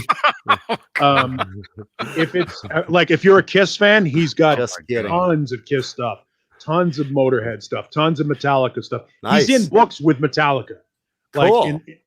Scott was a roadie for Metallica for years, like back when Cliff was still alive. He's been around for a long time, and his record store is outstanding. So if you're ever in Arizona and you're looking for Phoenix in the area and you're looking for a cool place, check out Asylum Records. It's a great record store for what you're looking for. If you like metal, vinyl metal, like out of print stuff, he's got it all. Free plug to them. And while we're in Arizona, you might as well do the whole metal tour. You should stop over at Zim's Guitars, who has a new store. Our buddy Dane Zimmerman, friend of the show. He'd love to not sell you something. Yes, that's the thing, is you'll go to Zim's, you'll find a great guitar, but he won't sell it to you. And no ship. Nope, never ship. Never ship. No, he won't ship. Sad Ace. He is, by the way, I would just like to point out, if you want to talk about the happiest I've ever seen Dane Zimmerman, and I've known the guy for a decade, the happiest I've ever seen Dane Zimmerman. It was a great day of business. I sold nothing today. When I walked into his store, all right, and he said, I have an avatar. Did you see the Sad Ace avatar? He's fucking, I think he cranked one out. I think cool, man. That's the greatest thing. Here's the thing. This shows you what kind of a shit life Dane has. That's the greatest thing that's ever happened to him. This is the moment. It's all downhill from here, Dane. Yep, he's done. He's famous now.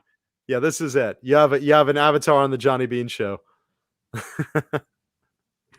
and well done to Cobra Kai Platoon, our graphics guru. Well done, brother. Yes, it's a good looking avatar. Cobra Kai. Thank you for everything, man. Good looking guy. I just look forward to Halloween because I think he wants to do Vinnie Vincent this year. The great Johnny Beane Halloween costume contest. This will be the second great Johnny Beane Halloween costume contest coming up in October this year. Looking forward to that.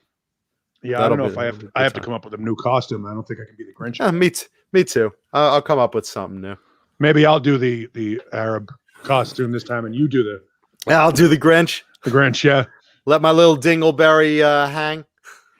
I think I did the MC Hammer where you get the fucking You can't touch it. Yeah, the difference is yours shows up when you go forward. Mine, they'll be like, Mancuda, I thought you were swinging. Oh, John, don't show. Oh, John, up. don't show people you tiny schmeckle. Don't show them your peas and carrot. Yeah, no. Dane is fucking thrilled with his Sad Ace. It's great. That's great, man. He actually just earned that one. Yeah, he just said in the chat. Sad Ace. There you go. Sad Ace was fucking outstanding. Brilliant. That was an unexpected creation that needs to make a return. Well, he said he might be doing Vinnie Vincent this year, which means he might not show up. Yeah, it's a good chance he won't be there. He'll talk like If you want to do a perfect Vinnie Vincent imitation, you show up in makeup 3 hours late, and then you only stay for a second, and you leave back a homemade potato salad bowl. That's it. There you go. There's our buddy Dane. Let's see what else is in music news. We got a lot to talk about, actually. Let's see. Oh, we were talking about Iron Maiden, the cooler. Iron Maiden also in the news. They're teasing us about their new album. It's coming. It's going to come real soon. And I'm not just talking about my my sexual habits right now. It's going to come real soon because they're putting up teasers on Instagram and on their website. There's little hints. He was wearing a Balthazar's Feast t-shirt in an interview recently. Then on Instagram, there was a little cartoon of a poster that says Balthazar's Feast. And when it whipped away, it said WOTW, which is speculation that that's going to be the title of the new Iron Maiden album, their 17th album. Speculation is it's going to be called Writing on the Wall. So that's what everyone's bet is. And the number 15/07 speculation. July 15th. It could come out July 15th. That's the rumor, and that's what everyone's. That's how they do dates over in England. Yeah. So, I think we may be in for about to break a very cool and long worked on 17th Iron Maiden album, possibly titled Writing on the Wall. My guess is July 15th will be when it comes out in England, and July 16th when it would come out here, or the 23rd, because that's just sort of the way we do things. We're usually like a day or two or a week behind England when it comes like that, especially for a band like that. Be on the other side of the road. English. Yeah, we'll be on the other side of the road too. You'll have to play the other side of the CD, actually. You put your CD player backwards to the wall, so it But I'm looking forward to that. I mean, I love Iron Maiden. They're again, like we always talk about. They're consistent. You know what you're going to get. Product. Go ahead. You know what you're going to get, and I love the fact that unlike so many other bands that say, "Well, there's no point in us putting out a new record," Iron Maiden's like, "Fuck you, we're going to put out a new record. We're going to make new music." So we haven't been offered enough money. No. If the fact of the matter is if you're saying you can't write new music, you're pretty much done creatively, because I can't believe I just made up a word, creatively. I like that. I like that better than the actual word. Well, we certainly don't need a new Crosby, Stills and Nash album because we've done it all. Fuck. There you go. We certainly don't need a new Crosby, Stills and Nash album. No, we do not. And one right in the grundle for you. Not the grundle. Fuck!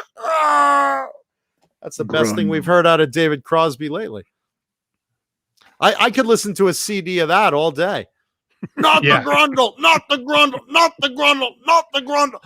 It would be like a good sample for a rap artist. Not the Grundle. Not the Grundle. Another great band name if you're an alternative dork.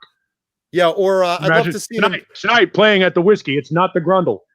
I'd love to see them bring back the TV show Dinosaurs and David Crosby as the father and the baby dinosaur has a big knife. Not the Grundle. Not the Grundle is I think that's what we should put together a side project away from Popcorn the Band and just call it Not the Grundle, and that'll be our acoustic duo where we'll play coffee houses everywhere. I think that would be great. Not the Grundle.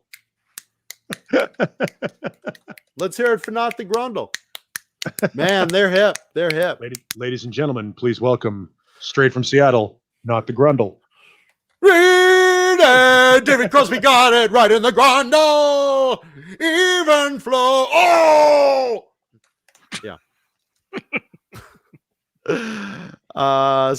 So we're looking forward to Iron Maiden's new thing. And speaking of great bands, Dave Mustaine went on an interview recently, and I'm gonna go ahead and disagree with you there.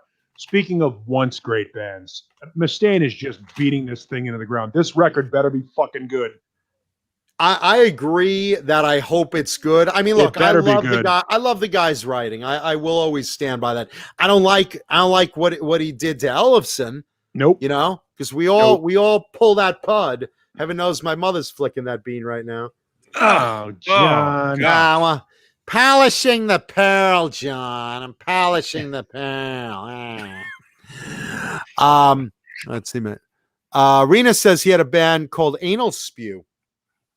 Why? Thank you, Renus. We appreciate it. I want this new Megadeth record to be great, but I mean, he's doing so much he's his own worst nightmare. His Mustaine is. He really is. Here's the problem. Ellefson had already laid down the bass. Yeah, but he replaced them. Wait, he laid down the bass tracks, and he was going through an interview tour where he's bragging about how good the synchronicity between the chemistry, whatever way you want to put it, between him and the drummer were. He was comparing it to working with Neil Peart because they were so in sync. On the bottom end, he was so excited about these recordings, the new album. And here, now just released, you have Dave Mustaine, a video re-recording all the bass parts, and you can't see who the bass player is in this video. They have him obstructed with a chair, so you can't see exactly who it is, but they made a mistake. There's a scene in that little video where you can see the bass, the instrument itself, laying on a chair, and it looks to be the type of specific bass played by Steve Gregorio of Testament. Thank you. Yep. Which was one of the Gregorio of Testament. He was one of the guys, or DJ Giorgio. He was one of the guys that was in the running, floated about right after Ellefson got the shaft. No pun intended. Giggity. But and he's a great bass player. He is. And I think a lot like the whole Exodus Slayer sharing a guitar player with Gary Holt.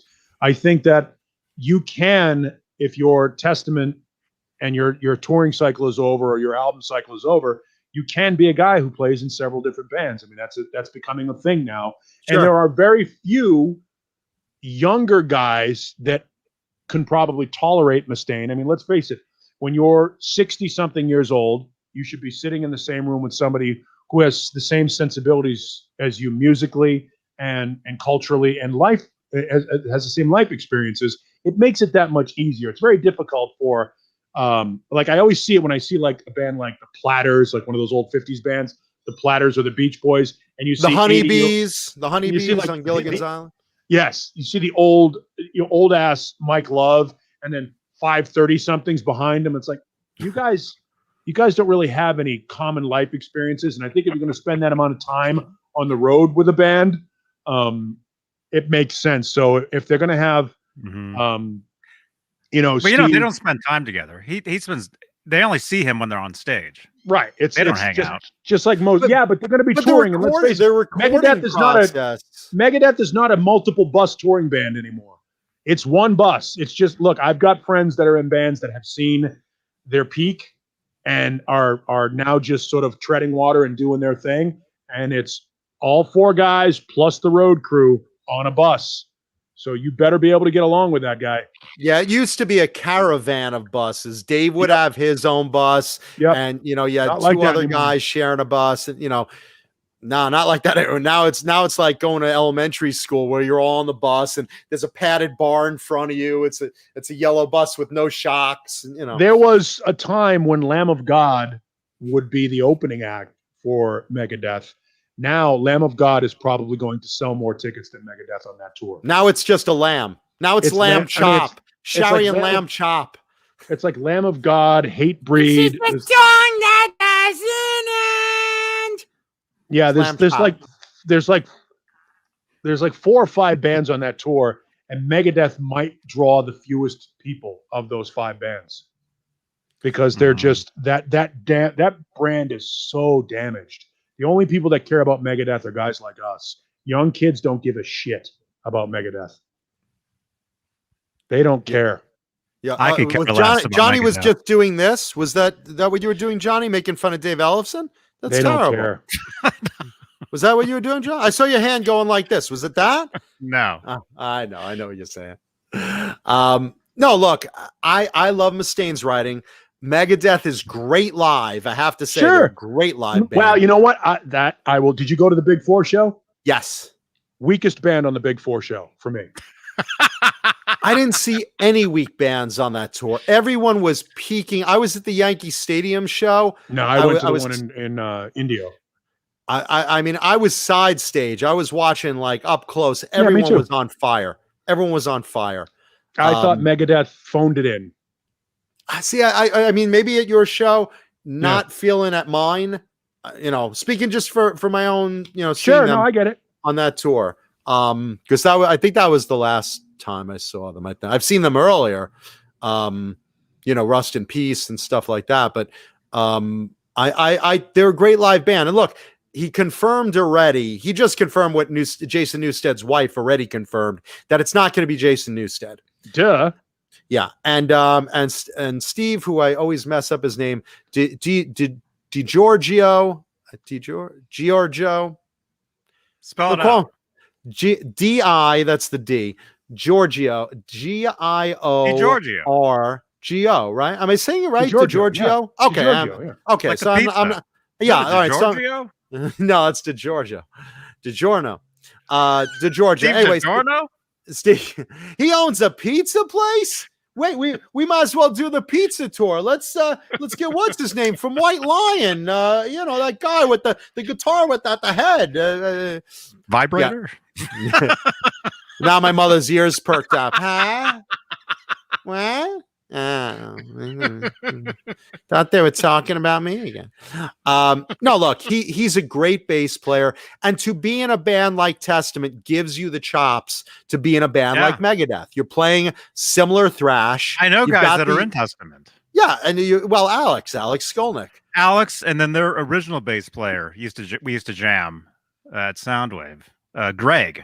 Soundwave, the Transformer. You know him? No. Soundwave Studios in Oakland. That's where all these bands were. By the way, Testament is a super underrated band. If you like thrash, God, yeah. Super underrated. They don't get anywhere near the credit they deserve. That is the number 5 to the Big Four. Either them or Exodus. Yeah, Exodus. Either them or Exodus. Too.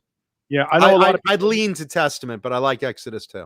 A lot of people on the East Coast would like to throw Overkill in there, but Overkill is nowhere near as good as Testament or Exodus. They're good, but they're not at that level. They're not that good. Yeah, they're not that good.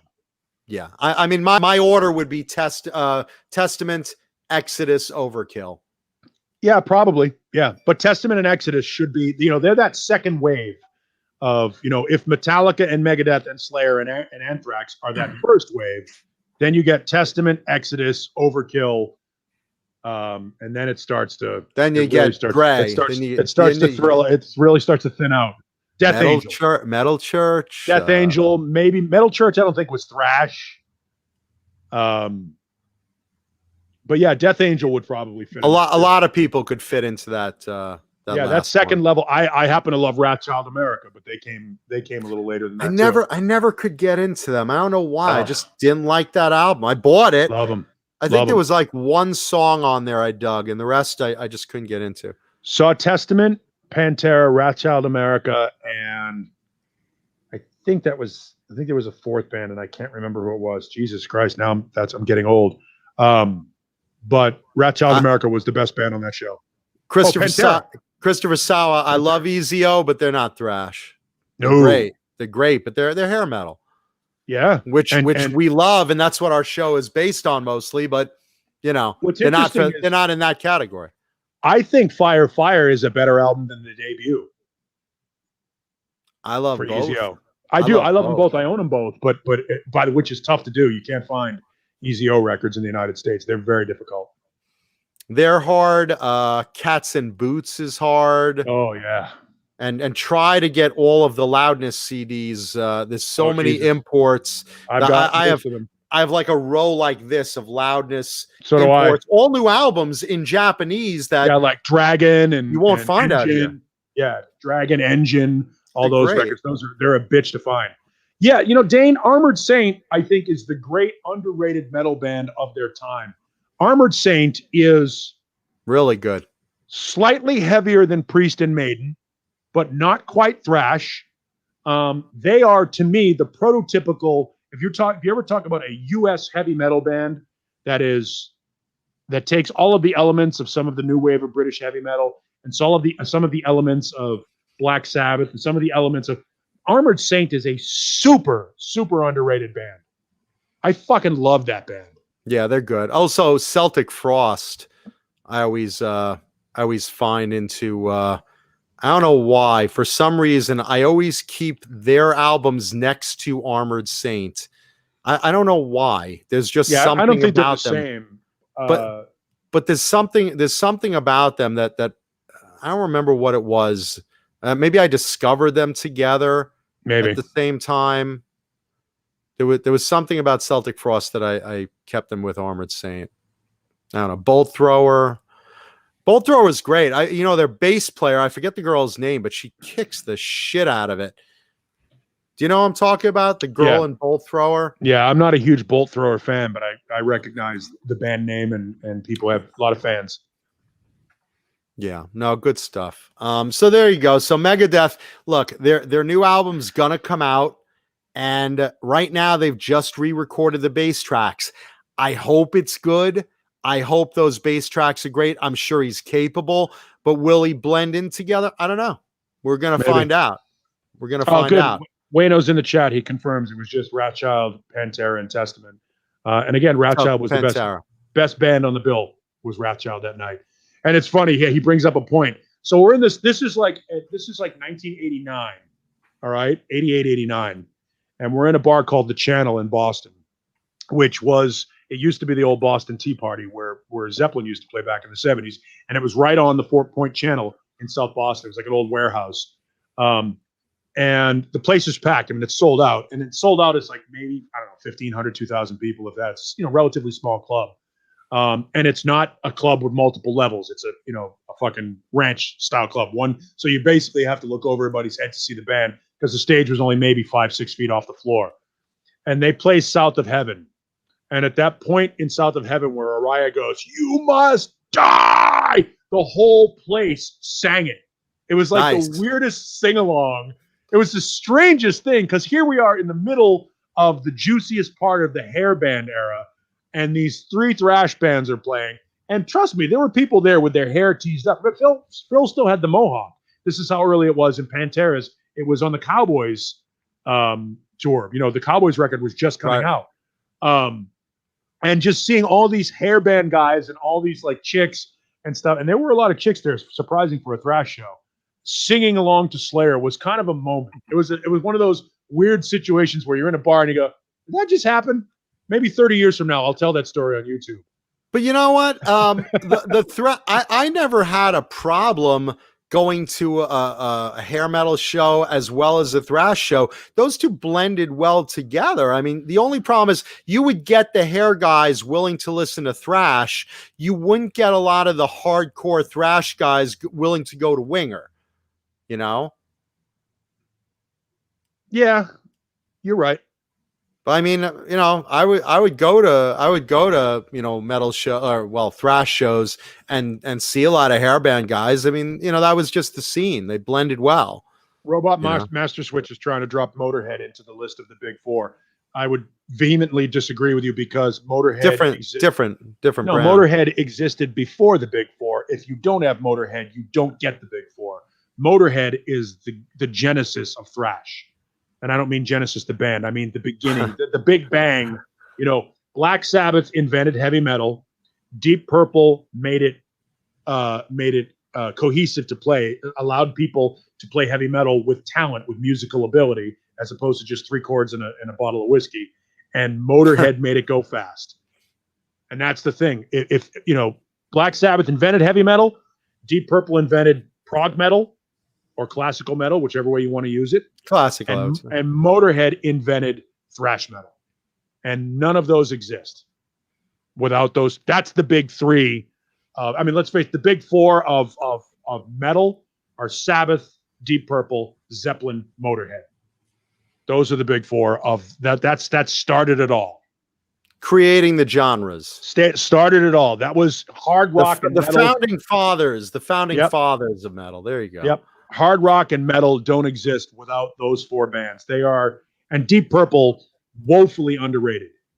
Just still ridiculously underrated. We the other morning, just for on a lark, played Space Truck, and Jesus, is that heavy? And it's not heavy because of Blackmore. It's heavy because of John Lord. John Lord and Ian Pace were fucking the foundation of that band. And as good as Don Airey has done, he's still not John Lord. John Lord is the greatest keyboard player in rock history for me. Keyboard is a hard one to call. I mean, because it's like there's a lot of people. I never actually thought about it. You know, you could have people say, you know, David Bryan. You could have people say John Lord plays circles around those guys. He's so good, ridiculously good. Motorhead can't really be argued for punk rock so much because punk rock was invented by the Who and the Kinks 10 years before there was a Motorhead. The Who, the Kinks, and the Who, the Kinks, and the MC5 invented punk rock. Those are the bands that invented that. Let's see. Daniel Drago says Annihilator. That's a good one. You know, Annihilator, because they're Canadian, I don't think they get a lot of credit for being as good as they are. Kind of like Death. Death being from Florida. A lot of people. That's great. Death's a great band. And Deicide, you know, Deicide, when you want to talk about, you know, the satanic metal and all that stuff, Deicide and Venom, those are bands that I don't think get a lot of credit, mostly because they were eclipsed by bigger bands. They were eclipsed by bands like Slayer and Anthrax and Metallica, and you know, at some point, there's only so much room for so many bands in the public lexicon. We've talked about Venom. Venom was one of those bands that like I discovered like, you know, early on, finding them with Raven and Manowar. Yeah, and Merciful Fate. Yeah, really early on. And what year did Vicious Rumors come out? 87? That was 85. later. I think it's 85. That was later. Okay, so I'm thinking like around like 82, maybe 83, something like that. Raven, well, Raven, Venom, Manowar. Let's not forget. You know, Fast as a Shark might be the first speed metal song. I mean, overt, straight up speed metal song from Accept. Johnny, you like Accept, right? Johnny they're awesome. He has no idea who we're talking about now. We've lost John. We're now actually talking about guitars and metal, and we've lost Johnny. Johnny was interested when I was talking about my mother getting laid, but now we're talking about guitars and metal. Yeah, it's funny. Cool. You got to bullshit for a minute, for an hour and 40 minutes before we get into it. But when we get into it, suddenly like, oh shit, those guys actually do know what they're talking about. That's funny. Let's see. Bob the Goon says Power Mad. I don't remember what Power Mad sounded like. I know I have the album, but I don't remember what they sounded like. There are a lot of bands like that sort of got slashed off as like Fifth Angel. Fifth Angel was a great band that never really got, you know, the credit that they deserve. I was actually listening. This is no shit. Literally like an hour before the show, I was playing Manowar. I was playing Black Sabbath. I was playing Manowar. And the reason I played Sabbath, actually, not like you need a reason, I was playing Heaven and Hell because I wanted to compare the original Dio recording with this really cool remake that Joey Tempest did acoustically as a tribute to Dio. Yeah, because his birthday, it just passed. Yeah, and by the way, speaking of Dio, who talk about, you know, big time godfather of metal, he has his autobiography coming out July 27th. Let's see, what's this called? Rainbow in the Dark, the autobiography, July 27th. He was writing it, finished almost all of it. It was finished up by Mick Wall, who you know, who's a great writer. Great writer and friend of Dio's for 30 years, so he knows the guy implicitly. Yeah. Look, it's our last thing that Ronnie left us, which was, you know, you can never have enough Dio. You know, as a kid, I loved him. As an adult, I love him. I mean, just such a talent, you know, to be gone from us. Just to go back. Go ahead. I was just going to say, just to go back to answer something in the chat from Old Man Dan. He asked, how can I mention punk and forget the Ramones? Because the Ramones came after. Punk existed for 10 years before the Ramones. The Ramones popularized it. That the Ramones was were they're the great. The Ramones and the Clash and the Jam and the Sex Pistols. The Sex Pistols are the big four of punk. But the genre existed. The Kinks and the Who. My Generation is a punk song. I Can't Explain is a punk song. Those songs are punk. And the Kinks, You Really Got Me, and All Day and All the Night. Those are punk songs. The MC5 Kick Out the Jams is a punk song. They all existed before the Ramones. The Ramones, super underrated in the fact that Joey Ramone was a way better singer than we know. He was a huge fan of rockabilly. The Ramones wrote amazing, catchy pop punk. If it weren't for the Ramones, bands like Offspring and Green Day, none of those bands exist. Blink-182, and I mean, all of that pop punk that came out in the 90s. Shit. I wish a lot of them didn't exist. It's just all bad Ramones. But the Ramones were fucking brilliant. But they didn't invent it. It was done. I mean, they commercialized it. They popularized it. Dave Davies and Pete Townsend, and to a lesser degree, Jimmy Page invented punk rock. Let's see. Oh, thrash metal brings up an obvious one. Nuclear Assault. Love Nuclear Assault. Great. Anthony Bramante, man. What a guitarist. Here's the suck part about Nuclear Assault. I can't find their CDs anywhere in a secondhand store. Are you missing some, or I'm missing all of them? I don't have any of them on CD. I've got them on cassette. Okay. None of them. If next time you're at Amoeba, grab me everything Nuclear Assault if you can find it. I'll pay you for it. I'll see what they have. Maybe I'll go there this week. Fuck, what a great band! Super underrated. Brainwashed. I mean, Buttfuck's a great song. Stuff. Great I stuff. mean, just really, I love Buttfuck because for those people that don't know what this is. That by the way, is Paulie's new ringtone. I love Buttfuck. I love Buttfuck. Oh, Neanderthals calling me. I got to take this. Buttfuck is this song. It's this huge thrash song. And in the middle of it, they break down into a 12-bar blues thing. And it says, a lot of people, John Conley's like, a lot of people are going to give a shit for putting a blues part on a thrash album. But we don't give a fuck because we're musicians and we can do whatever we like. And it's just like Nuclear Assault had the kind of sense of humor that SOD and MOD had in the beginning. MOD in the beginning, but SOD had. It was that sort of same, because Dan Loker was part of both of them. And it, just the sense of humor that came with Nuclear Assault and the fact that they were brutally heavy. Fantastic band.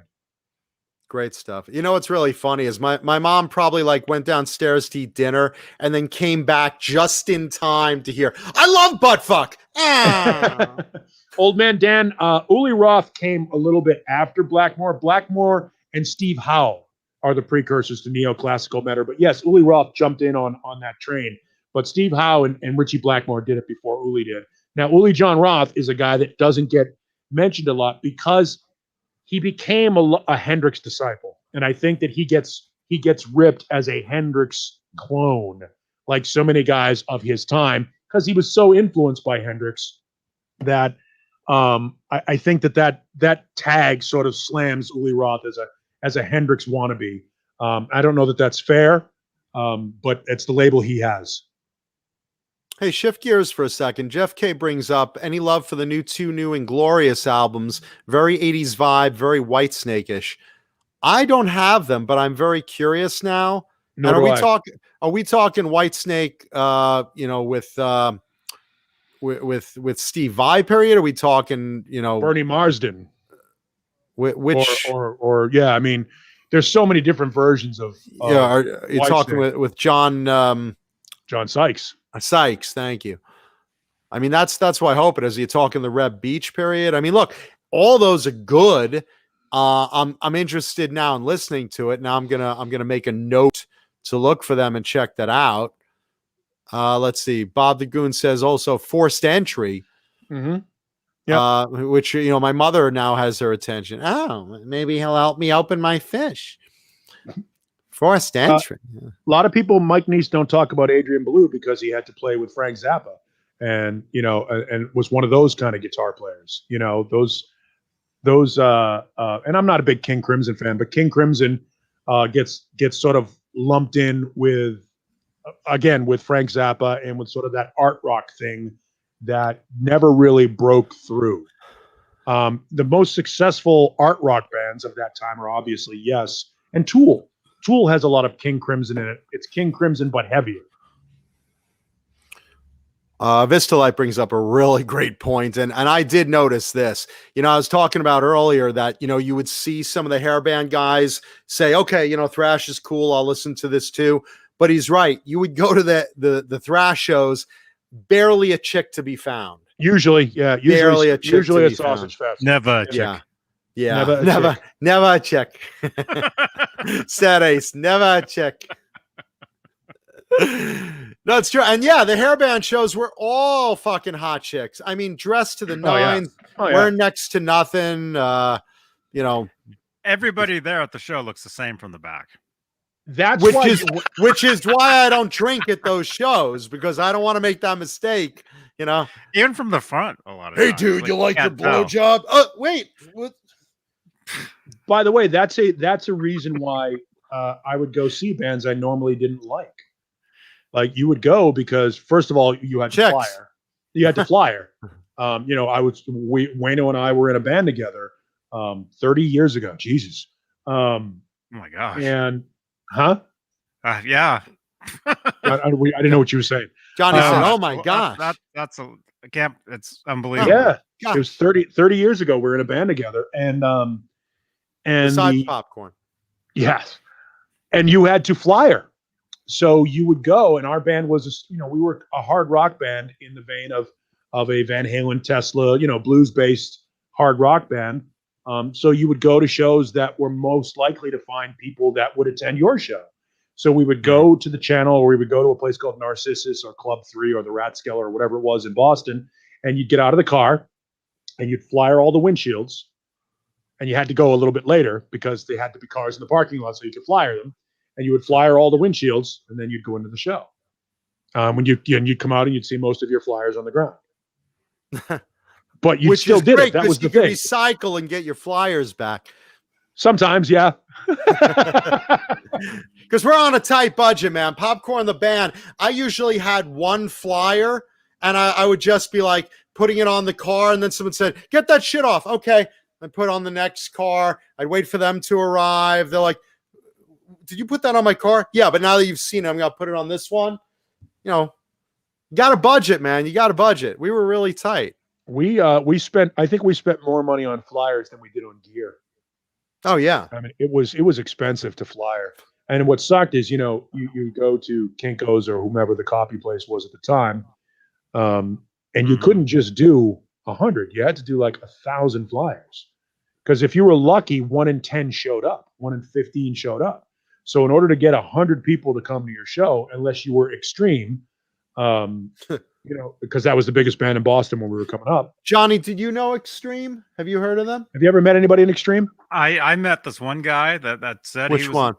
He said was it Gary Sharon, that guy from Van Halen? Yeah. I hope not. That guy. Yeah. Nuno Betancourt. Yeah. Okay. Yeah. Okay. Yeah. That's good. I didn't know you knew him.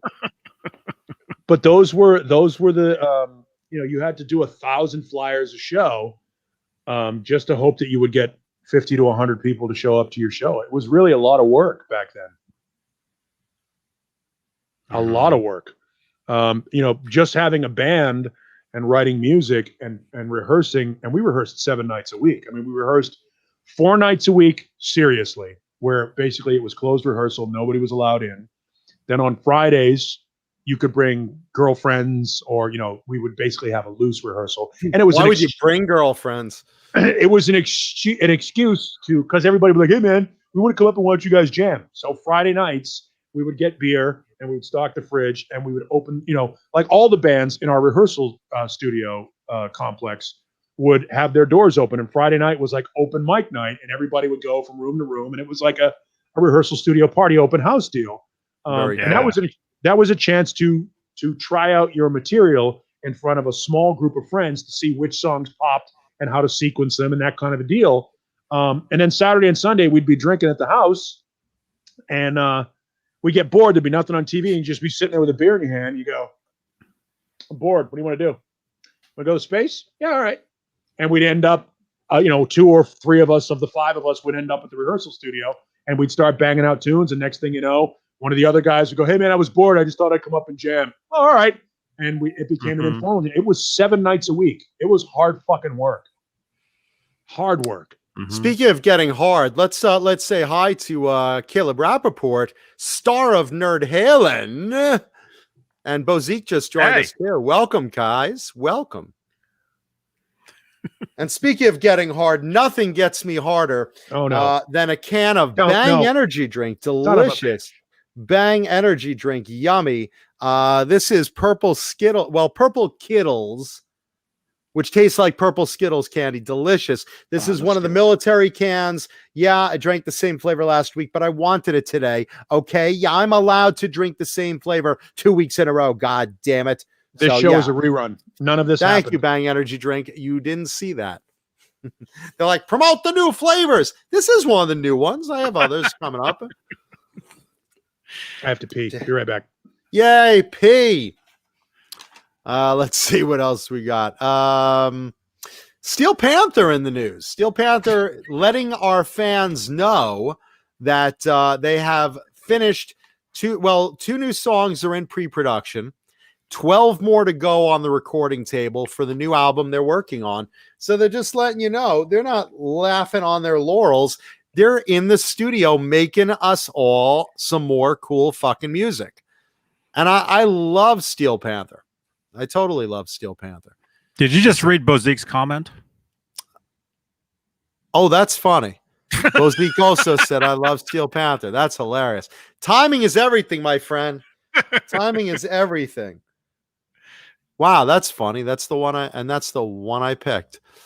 Very cool, Bozique. Look, Steel Panther is a great band. You know, the funny thing is Steel Panther, what's great about them, they're funny as fuck, okay? But they actually play. They're good players. Russ Parrish or Satchel, you know, as his character is a great player, you know? And you know, Mike Starr is a great frontman. And good night, Chris Sawa. Thank you, guys. Good night, Chris. Thank you, man. And thank you for catching the other half tomorrow. But Steel Panther brings it. They're a fun show. If you haven't gone to a Steel Panther show, it's a good show because the music's good, but it's also funny. It's a lot of comedy. It feels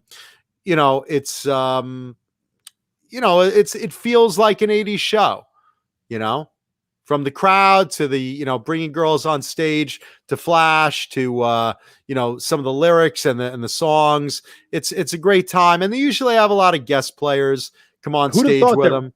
Ralph would have his biggest success in a joke band. Right? I mean, it's stunning to me. All of those guys slogged it out in quote unquote real bands for years. And then put this joke together at a time when 80s hair bands were not on the radar. They were considered a joke, and they ended up getting this residency, and that residency became the highest drawing night in the bar, wherever the bar was that they played at. It really is the template for what our friend Caleb does in Nerd Halen, which is a fantastic Van Halen tribute. It's really well done. The guys and they were, before they were Steel Panther, they were Metal Shop. And then the radio company decided you have to change your name. So they became Metal School. Then they got to do the TV commercial as Danger Kitty, and then became Steel Panther.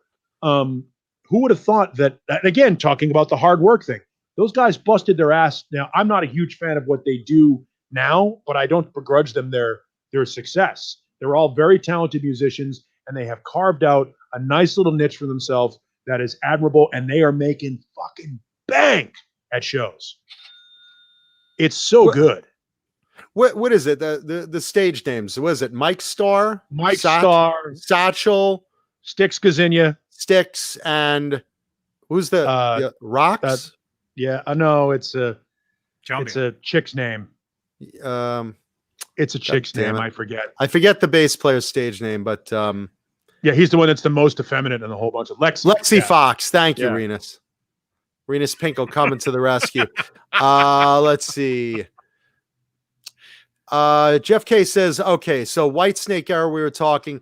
Whitesnake era, 1980. Well, Slide It In was 85? 84, 85. Okay. I thought it was 85 for some reason. Maybe that's when I got it. Slide in. Inglorious's new LP is We Will Ride. They also have a fundraiser for women's rights. There you go. All female covers, very heavy hitters, versions of Miley, etc. That's interesting. That's cool. I'll check it out. I haven't checked out their new album, so I will. No John Bulwer, not yet. It will be. Let's see. Steel Panther, great at comedy improv. Brian Spalding says, yeah, I mean, that's the whole shtick. They're, an 80s hair band, and you're thrown back kind of in a time warp because they feel like they're still on stage in the 80s. The guitarist and the frontman are bickering and taking digs at each other. Girls are flashing boobs. The songs are parody songs. The greatest video I've seen of Steel Panther, they were still metal school or metal shop at the time, was when Kelly Clarkson showed up to their show, shit-faced. Oh, I remember that. Sang Guns N' Roses with them.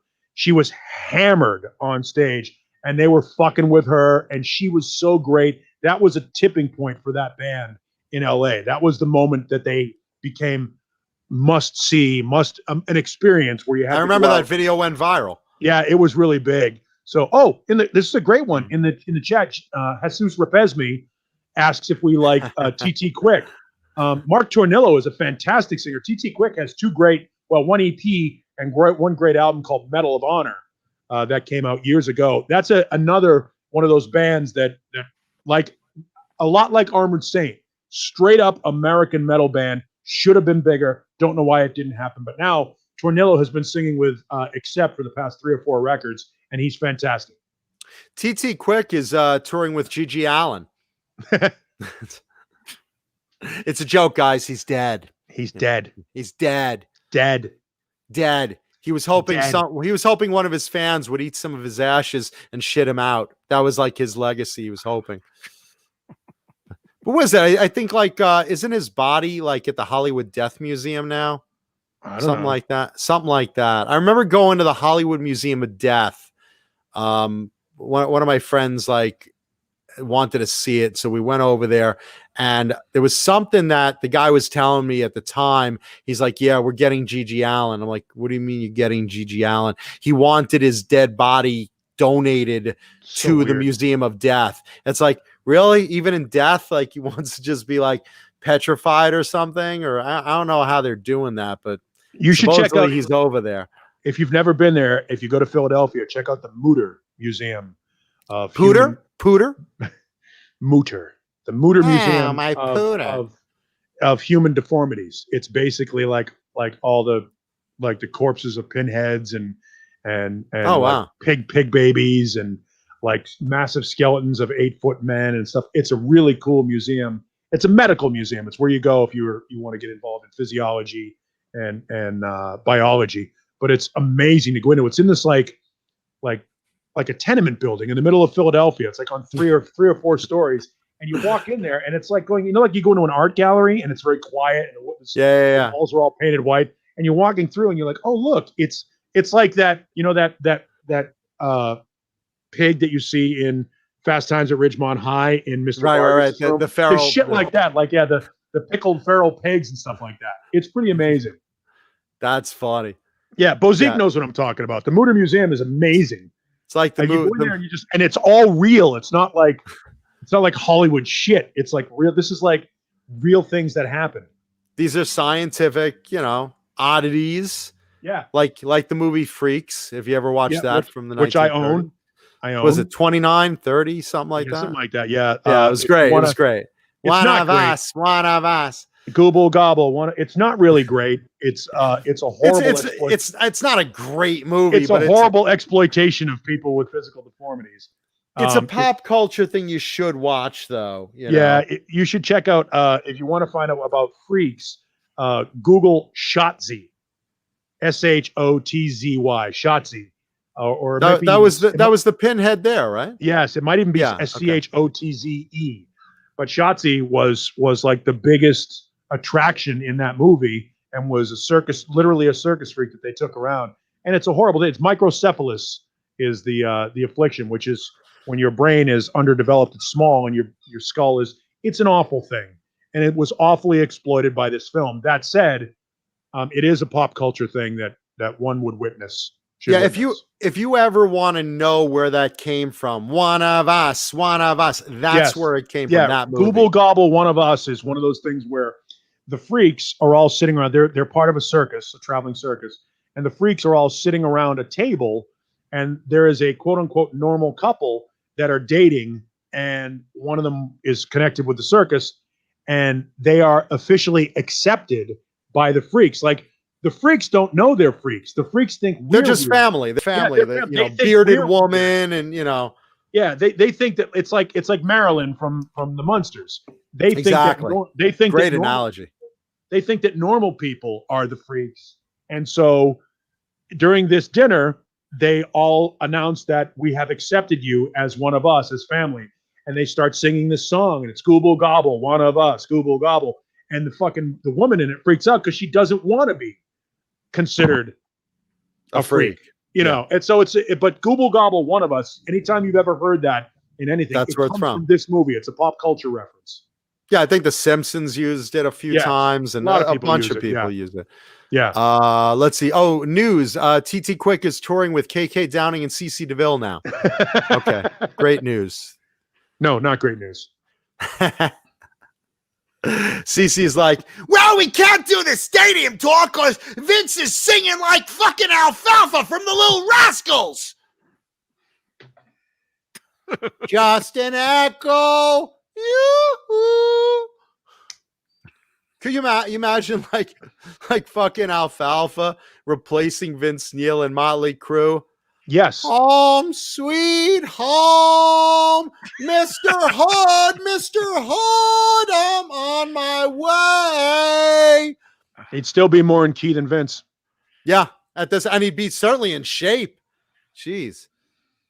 I've got a 6-pack right here, Spank. Fucking love Alfalfa. Mm-hmm. Now we're really digging deep into pop culture. Well, but we got to give credit where credit is due, though. We did spend a good 45 minutes talking about metal. Absolutely. We got that done. That done. Let's talk about Kiss, because Kiss, Paul Stanley was interviewed recently. And it's just so good. Yes, I'm sure. And he mentioned he was asked about, will Kiss be joining the cryptocurrency craze? To which he said, no, we're really not going to be into that because there's people that do that much better than us. But we will be into the non-fungible tokens, the NTFs, the NFTs, because that's natural for Kiss. So expect a whole load of Kiss NFTs soon. And we're going to sell those for how much, Gene? How much we selling those for? That will be for a nominal fee. Just a nominal fee. For the fans, we're going to sell that to the fans for just a nominal fee. Like here's the thing about cryptocurrency. It's not real. And Gene and Paul only want real money from real fans. Yeah, who cares? Who fucking cares at this point? Well, you know what Paul Stanley should really ask? What question he should answer? Why can't Vince Neil sing anymore? Why can't you get a copy of the Soul Station record in any record store in America? It's a fucking the only place I can find it at Zia Records, but it's a $39 Japanese import. Paul, get the record in the stores for people. I know you can buy it on Amazon and shit, but what a pain in the ass. I was about to say, can't you just go on like Amazon or eBay and yeah, you can. I mean, it's another, project Paul Stanley's done that you can't get your hands on. That's so stupid. Well, we made it for fans of Kiss that don't like Kiss, so it's something that you can't really obtain because we really want you to buy leftover Kiss albums. We'd rather you do that. Paul would like the record to be in stores, and I can't block it because I don't get paid for it. Gene doesn't get a penny, and Gene wants his penny. I do. I'm still smiling at it. I love the fucking. So if the Who can have Tommy, we can have the Elder. No, we can't. It's just such a great clip. It really is. So Who can have Tommy, we can have the Elder. Well, no, we can't. And it goes right to commercial. It was fucking. I mean, no. I don't think it goes without saying, or I don't think people will be surprised to hear. You won't find a bigger fan of Gene Simmons than I. But we both love Kiss. So fucking funny when his comedic timing can be outstanding, and that was one of those moments, especially with his voice, just with the way he was doing it. He's doing very matter of factly that we fucked up. It's funny. I thought the Elder was a great album until I listened to The Elder. Then I realized it sucked. I love the Paul story about the Elder. So I'm going through Times Square and I look over in the wall and I thought we'd made the greatest record of all time. And I look in the wall and I see my hand, because it's my hand on the album cover. I see my hand about to hit a big door knocker. And I think to myself, what the hell have we done? Our career is over. I mean, it's just such a great realization. You know, it's almost like you're past. The problem was we were talking to our management and we said, you know, I want my hands on some big knockers. And they misinterpreted that. Now the album sold nothing. No, but in fact, when I said big knockers, I didn't mean female knockers, because I don't go that way. At the time, Gene had big knockers because he was out of shape. So it was, and it's funny too, because that's the point where he says the disparaging remarks about Bob Ezrin. And Bob Ezrin actually, I don't think Bob Ezrin took offense in it. I think Bob Ezrin embraced it, but I think Paul was cool to do a sort of a retraction and an apology for that, because he did let a little bit of internal family dirty out. Laundry. That probably was a little. It might have been a moment of too much honesty for the band at the time, and I think that's at some point there's some stories you probably should keep to yourself, and that was one of them at the time. But he's right. That record was the situation. I think, I put Nostradamus in that same boat. Judas Priest thought they could make a record about Nostradamus. They were wrong. It's fucking awful. It's awful. It's Elder awful. It's bad. The Elder is a better record than Nostradamus. When we were looking for a replacement to replace Bruce Kulick, who's a gentleman entirely, because we screwed him.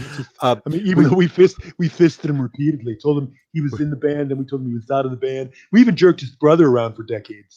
Yeah, so we skipped everyone on the documentary, but when we were trying for a new guitarist, we were thinking, how about Jay Hannon? Would Jay Hannon of the great band Gizmachi look great in the makeup? We thought, well, what makeup would we put on him? And we thought he's going to have to cut his hair like Trent Reznor. That would make us. We thought about it. We'd seem a little bit more viable, more relevant to a younger audience. We finally decided to go with Tommy Thayer because Tommy didn't want to get paid. Tommy Thayer, which is Leo Thayer's brother with a lisp. Leo Thayer. By the way, I love Jewish. We wanted to make the band all Jewish. So the moment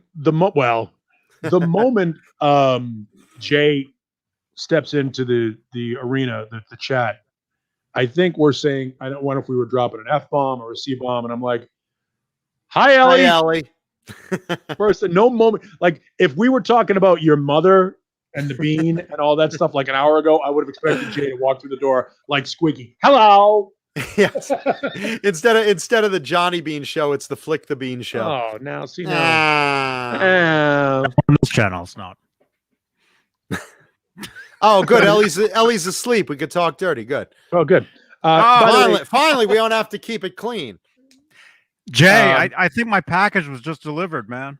Yes, Jay, look at Johnny's package. This is the easiest show Johnny does. Of the 9,000 shows he does from Monday through Friday, this is the easiest one because he just has to turn the mics on and just walk away. Johnny's that he kid. Could get a word in if he wanted to. Johnny's that kid walks into class and there's a substitute teacher, so he knows he doesn't have to do the work. You know, he just puts on his Walkman headphones and he's sitting in the back of the class with the hoodie on, reading the comic book. You know, nice, Johnny. You weren't even listening. Johnny's not even listening. He just knows. He goes, Yeah, he's just like, yuck. Did my lights change? Johnny could be this box. Yuck. Yuck. Oh my gosh. Yeah. Yeah. I mean, my gosh. I don't know, man. Yeah, but Johnny will come up with one zinger through every show. You don't know when it's coming. You know? Yes, yeah. He's a silent but deadly, like a fart. He's a silent assassin. Every once in a while, he'll get off the fucking. You're like, are you kidding me? We just talked for 2 hours and 28 minutes. He utters 3 fucking words and wins the mic drop. Yeah, Son of a Johnny's bitch. Johnny's the assassin on the rooftop at like 11 p.m. watching the couple eat dinner in the restaurant. He's smoking a cigarette. He's making himself a coffee, and he does a little stretch, a few exercises. Then at 1 a.m., he rolls up his sleeve, cocks the thing. One shot, one kill. He's out. That's it. Johnny was the second gunman on the grassy knoll. Ah. See, that's perfect. There it is. I gotta That's add it. that to.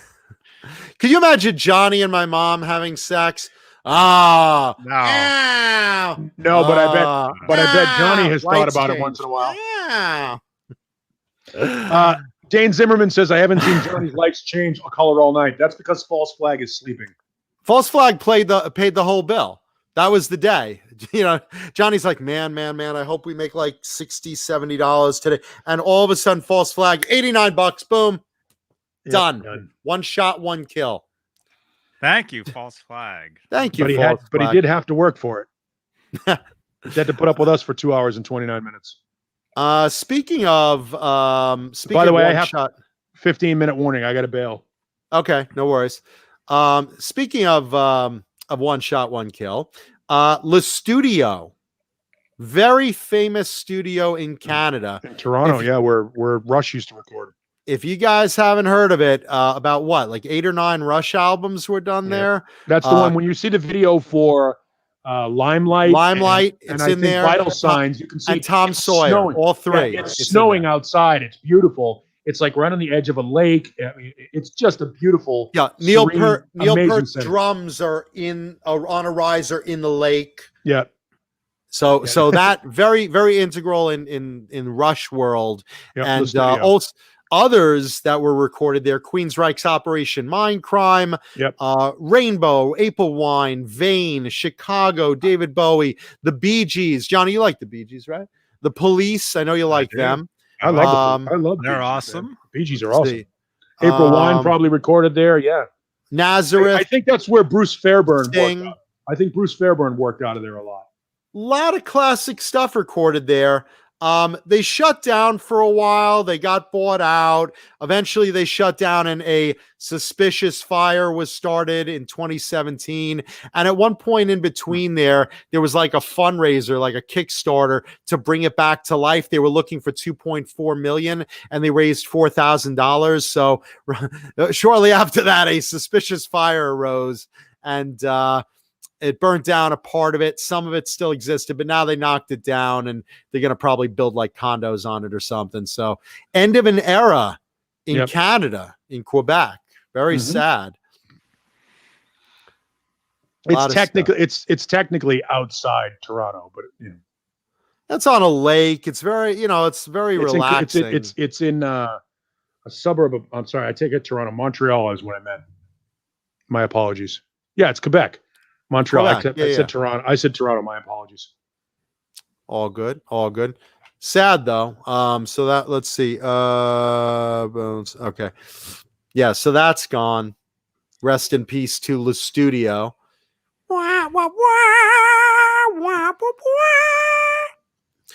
Let's see what else we got that's interesting. We're a few minutes away from show and tell guitar. We talked Iron Maiden, we talked Megadeth, Nikki Sixx, Kiss. Who else we got? Manowar, who Paulie and I both like. I think Johnny likes them too, right? No, not Manowar. What? Couldn't name a Manowar song if he needed to. Who? First time I heard Manowar was Manwich. It's a delicious beefy sandwich, like a sloppy Joe. Manowar. The problem with Manowar was the whole Scott Columbus thing. That really sort of fucked that band over. I mean, don't get me wrong, Manowar has never been a major mainstream band. Yeah, but they've been around, they have like for 26 albums. Years. Yeah, I have most of them. And what's really funny is they're going on tour in 22, celebrating the anniversaries of 6 of their albums that were like released, this month 10 years ago, this month 15 years ago, this month 20 years ago, this month 15 years ago. They put them out. They put them out right around the same. Let me see how many Manowar records I have. I think there were 26. hang on. I'm going to look 1, 2, 3, 4, 5, 6, 7, 8, 9, 10, 11, 12, 13, 14, 15, 16, 17, 18, 19, 20, 21, 22, 23, 24, 25, 26, 27, 28 records. But one of them is an anthology. So 27 records. Go figure. Yeah. Man-O-War has been around for a So long time. 27. I've got 27. I have 27 of them in my digital library. So Jesus. some of them may be live albums, some of them, but I know I have 27 Man-O-War records. I don't Does know that why. include I don't boot- listen. Does that to include bootlegs? I don't own any Man-O-War bootlegs. Let's see. What was that? What was I listening to today? Battle Hymn? Battle Hymn's great. Battle yeah. Hymn. Yeah, Phenomenal. all phenomenal. Men Play on 10 is a fantastic record. A fantastic song. Really, really, really good stuff. And they had Orson Welles on a record, which is cool. And how often do you hear that? How about this record? Hers or Stahl. They have a German record. Hers or Stahl. Man-O-War Kills. All right, I can even give you the names. Gods of War, Battle Hymns. Then there's also Battle Hymns 26, whatever the fuck that is. 2021. Blow Your Speakers is an EP. Courage, Giggity. Defender, Fighting the World, Gods of War, Hail to England, Hell on Stage, which is live.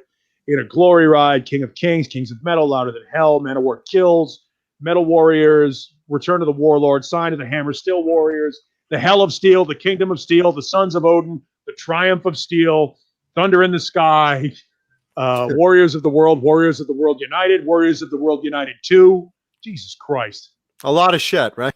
Well, shit's a good word because the I stuff like a lot of this stuff. the stuff that was good was very good. There wasn't a lot of it. I like the earlier stuff better than the later stuff. When Man-O-War, everything before Fighting the World, I think is better. And what year was Fighting the World? 87. Yeah, Okay, 87. so there you go. There's my sweet spot. That was their All the biggest early record. There you go. I Yeah, mean, that was they were in their that. biggest They were record in was- that period. I mean, the best stuff came out in the 80s. You know, Man-O-War right alongside Armored Saint, but not as good. Their tour is called "Crushing the Enemies of Metal" Anniversary Tour 2022. And it's in Europe, by the way. So they're not. They're not at the moment coming to the States. I would see them if they came to the States. I saw them with Wayno. I saw them. Where the fuck were we? What an awful show. Wayno, if you're in the chat, where did we see Man-O-War? Where or why? Jay says even a broken clock is right twice a day. Yeah. No, Man-O-War, when look, Blow Your Speakers is a great fucking song. All Men Play on 10 is a great song. They had a lot of great songs. It's just, again, their later stuff, like a lot of bands' later stuff didn't match the earlier stuff. I would say of the 27 Man-O-War albums that have come out, there are probably 24 good songs. One an album. I'm not wrong. Paulie skips tracks to the good track. Oh God, number 8. It's number 8 on this one. There you go. Paulie writes it in marker on the cover. Like this one, track 8. Go. By the way, Joey DeMeo, one of the rare instances of a guy in metal playing a Rickenbacker bass, and he played it slung so high it was like up his nose. Yes, we did, Wayno. We saw Man-O-War.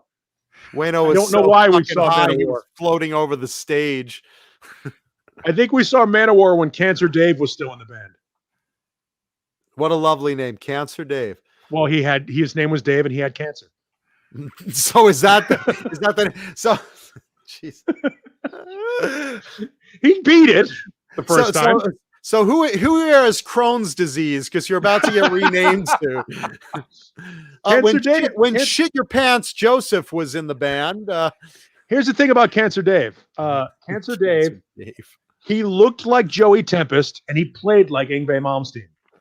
Not a bad combination. No, I mean he had a great, and there's no doubt about it. He had a great look, and he was a phenomenal guitar player who couldn't turn down or slow down or date girls over 18. And so therein lied the problem of why Yep. he was removed from the band. Speaking And of pedophilia, that's why he was kicked energy out. drink. That's why he was kicked out of the band. That's a fact. The fact is, No, we that's could deal. true. That We is could true. deal with the speeding guitar. We could deal with the loud amplifier. We couldn't deal with the potential of having a fucking. He was a diabetic too, which was fun because we would be in a club and he would have his insulin needle in his belly, and the club owner would walk in as he's shooting himself with insulin. Next thing you know, the cops would show up. So he was a fantastic guitar player, super talented guy, and I liked him a lot. Except he had a proclivity for underage girls, and we just couldn't have it. Yeah, And I think we didn't have many rules in the band, but that was one of them. Every city that had a tour, they would immediately look for the bars and the strip clubs, and he would go looking for the Toys R Us. He's like, "There's the Toys R Us." He was a guy in his 20s that hung out at an arcade called Fun and Games in Framingham, where high school chicks would hang out, and it was like nothing wrong if he just wants to play video games, but where he's sticking his joystick wasn't legal. Yeah. It was bad when he was 21 and dating a high school junior. We were like, okay. No! We were like, I know it's 1988, but no. Yeah, even then there were still lines we didn't cross even back then. No, we had to. I mean, that was the punt. It had to happen. Jailbait wasn't just a flavor of Bang energy drink. It was also, it was also a term that, if she's underage, she's jailbait. You're going to jail. It's right there in black and white. It's in the name, jailbait. Yeah, Cancer Dave. I think I might have a picture of us with Cancer Dave. I'll show you what he looked like. And his girlfriend. No. In her crib. This might be before Wayno joined the band because it's funny. Cancer Dave brought me in the band and then I had to kick him out. We can't go in the strip club. My girlfriend's only 16. There's Cancer Dave. Let's see if we can get he's the guy with the BC Rich. You're gonna have to really see it because of the fucking lighting. Hang on, let me see if I can find it. Perfect. Yeah, I'll find another one. Here, this might be a better one. That's Cancer Dave with the blonde hair. Yeah, I think instead of Cancer Dave, you may want to call him Pedophilia Dave. Because I think that was more of a problem in his life than cancer was. That's us playing the channel in Boston. Cancer Dave, Wayno on drums, and me with my Boston's Combat Zone t-shirt. Because, you had to wear a t-shirt from the strip bar area of the city. Mm-hmm. Wow. That's a cool picture, man. Yeah, it's a cool photo. It was a cool picture. No, I mean, this was a thing. We did it. We were out there playing with fucking Extreme and LA Guns and all those bands and then Nirvana happened. Dude, when we were with Popcorn, the band, we weren't any slouches either. You got Echo. Yep. He's got us on speaker. Oh, there's Stat Ace. Stat Ace. The great Stat Ace, Beane Zimmerman, everybody. Now you got to turn that down. Batter up. Yeah, now batting. Number 11. The New York Yankees. Number 11. Echo. Get some headphones. Dane, you have headphones in that building, right? Is that the air conditioner? Yeah, I turned my air on, but I think I have to go and do the whole the echo cancellation thing. Just get some headphones, man. Yeah, really. Here we are in the Ford wind tunnel testing the new. Is it really that bad? Yes. Yeah. It really is. The echo's bad. The wind blowing is bad. You tap out. Number 22. But yeah, we did the band thing, and then Nirvana happened, and like everybody else like us, it was over.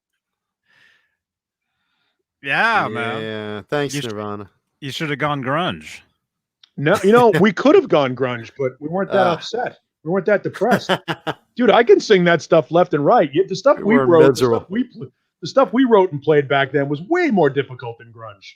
Yeah, you're singing about parties and finding strange women in your bed and Trans Ams and staying up all night at strip clubs and getting high and having fun and smiling and laughing and, rocking out. And then grunge came along and it's like, we're really depressed. It's rainy in Seattle. Our sweater is itchy and our music sucks. Our instruments are beat up pieces of shit. Our moms live with us. Well, we live with our moms. That's true. We actually, now that said, we did do a No Bozos jam night on a Monday at a place called the Atlantic Lounge in Revere, Massachusetts, and we did a cover of Man in the Box before it was a single.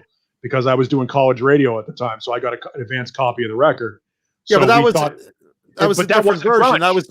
That was Man in the Box. You were eating vagina. That was a different version. Because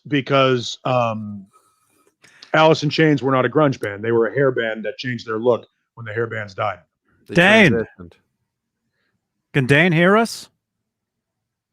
I don't know. Bring him on. Maybe. Nah, he just went live on his channel.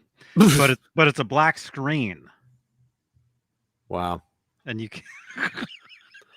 can't try 55. I had an IROC Z Camaro.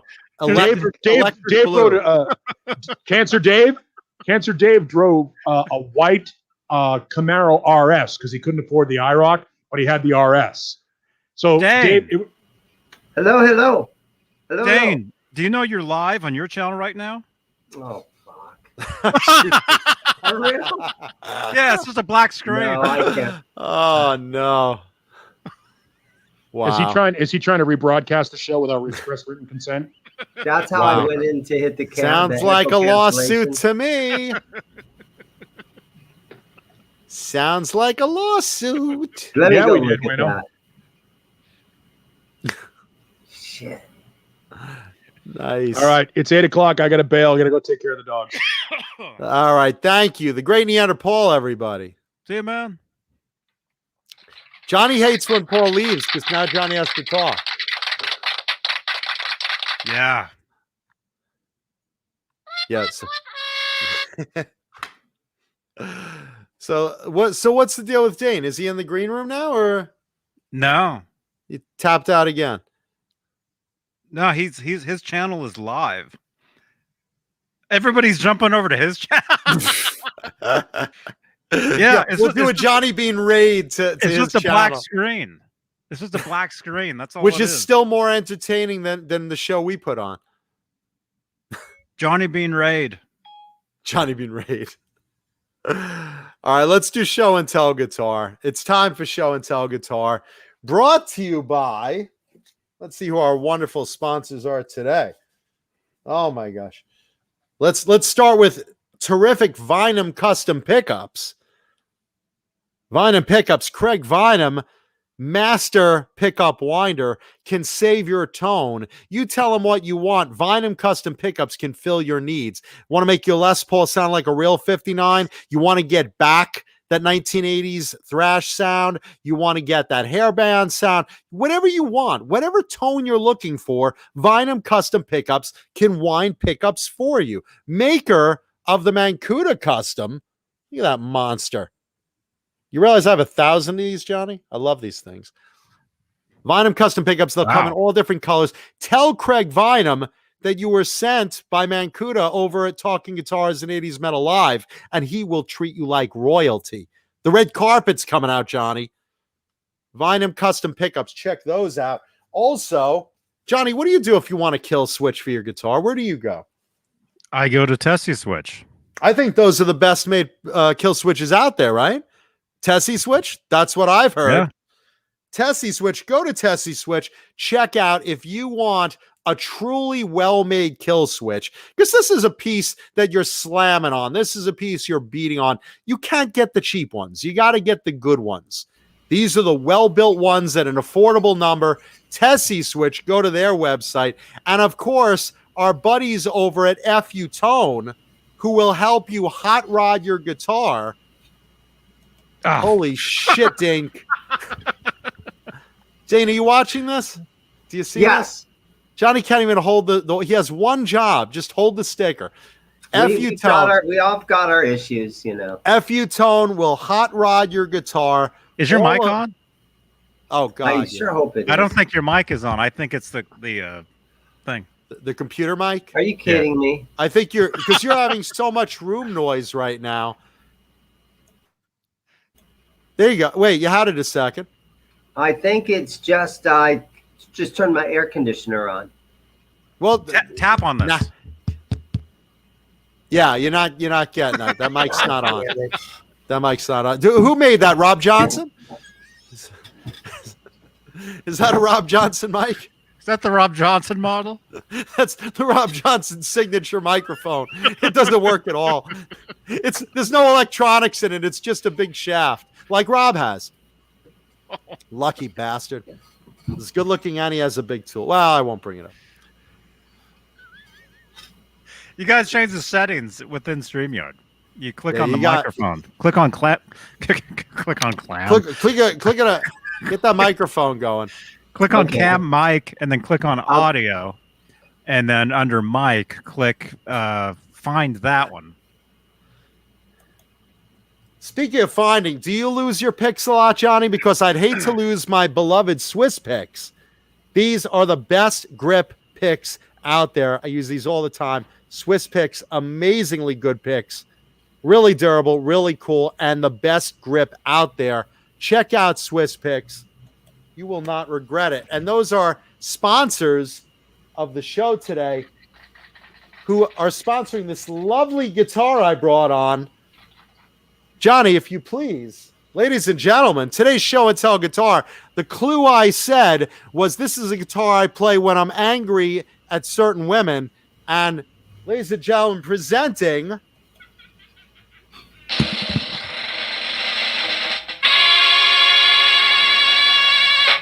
oh, look at that thing. A beautiful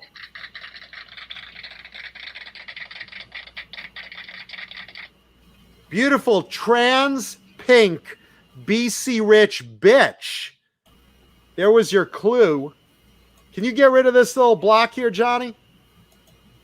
Get rid of that little subscribe button there. Just so we could take a nice, there we go. Thank you, John BL. Can you get John BL out of there now? There we go. Thank you, John BL. Oh, my God. There we go. Can you get John BL out of there? There we go. Thank you, John BL. Oh, my God. There we go. Can you get John BL out of there? There we go. Who's Thank you, texting me? John BL. You got Somebody the said that- thumbnail, Johnny? Just got it. Somebody There you go. somebody just asked me to ask Dane about the Fenders. How about we wait till after show and tell guitar to ask Dane about Fenders? Does my mic sound okay now, or is it just Oh, my still God. Oh, yeah, it's better. This is like the Spinal Tap of shows. It's anyway. Sorry, guys, let's see. I'm not a professional at this. Neither is Johnny, but you know. Okay, so let's see. How you doing, Dane? I'm doing good. 876. Okay, so we have a 1985 BC Rich bitch. This one in trans pink. This one beautiful. Look at the wood on that. You can see through the transparent paint. And it's got a little ultraviolet overcoat over that, a little blue overspray. Just look at the wood on that. I love figured wood with trans finishes. This one has an old school Kaler on it. It's, of course, pink, my favorite color, with beautiful cream DiMarzios. This one has a super distortion and a PAF, which are the stock pickups back then. You have, of course, those awesome Neil Moser electronics there. You have a Veritone, volume tone, 2 boosters, a coil splitter, a phase.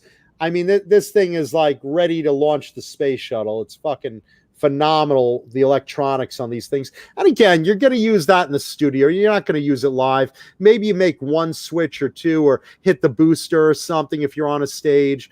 But overall, this is the type of guitar that's so comfortable to play. And of course, they make it in 10 string too. This is a 6. And normally, if you had a 10 string, the 4 tuners for the other 4 strings would be down over here. But no one really uses these as a 10 string, so they made them as 6 strings as well. Most of them are 6 strings. Let's see. This one has a rosewood board with the cloud inlays. And those nice rosewood cap head over here on the headstock. You notice all the brass hardware. Beautiful. You got the classic Grover stair step tuners, which are really nice. Beautiful neck through. BC Rich makes these awesome handmade neck throughs, or at least they did in the 80s. They still do. They're getting back to it. Neil Moser involved with the company again. By the way, the great Neil Moser not just created the electronics for this, he's the designer of the bitch. He's the father of the bitch. Insert joke here. And right over here, look at the back of that. Just beautiful. These were all hand carved with knives. These weren't made on machines. Look at the cut over that. Isn't that sexy?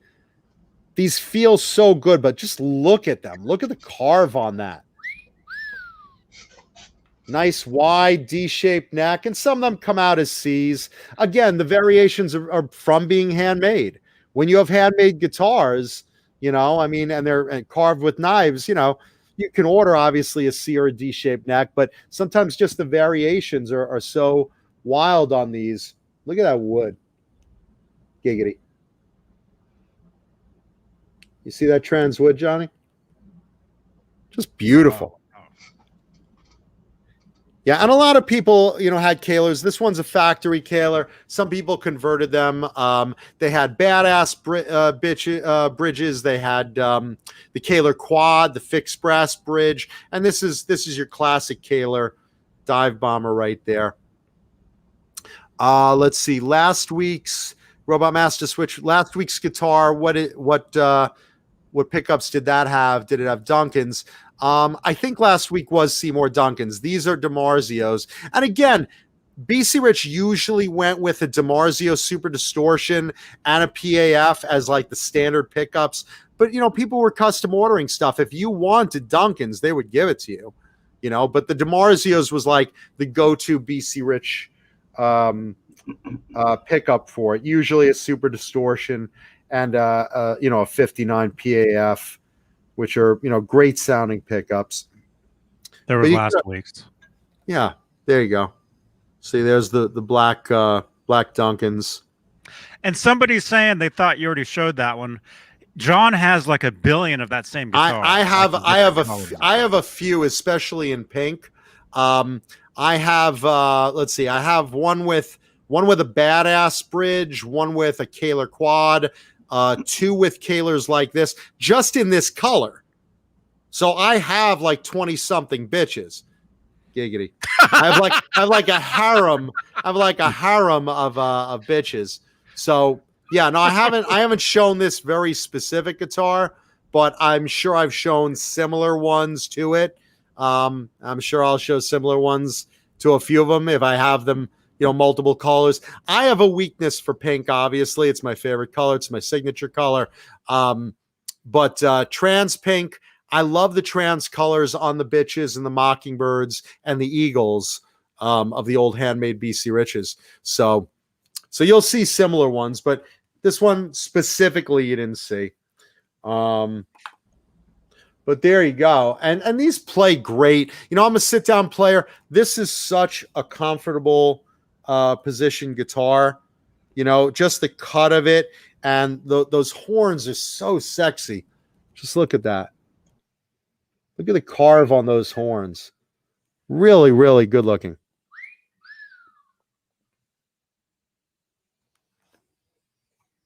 Let me just switch that. There you go. Let's see. Yeah, the cream DiMarzios, you know, the double creams, you know, at one point DiMarzio just like, you know, patented those. They just said to everyone, you can't make them anymore.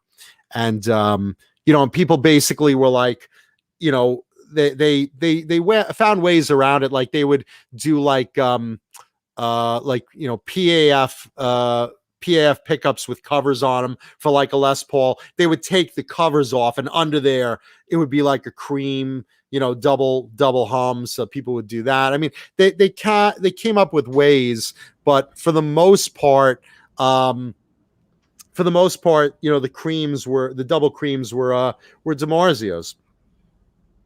And let's see, the versatility of the Neil Moser electronics packages, just terrific. But usually you find a setting you like, and that's pretty much the way you leave it. You might hit a booster at one point just to give it a little kick in the ass, but that's pretty much it as far as that goes. Look at how thin that is. Not as thin as like an SG, but just like a really nice thickness, not too heavy. Probably around maybe like a 7-8 pound guitar, which is, good because this one's maple. They made it in Koa also. BC Rich was also very big on Koa. Cutting Heads wants to know, are all your guitars in excellent condition? A lot of them are.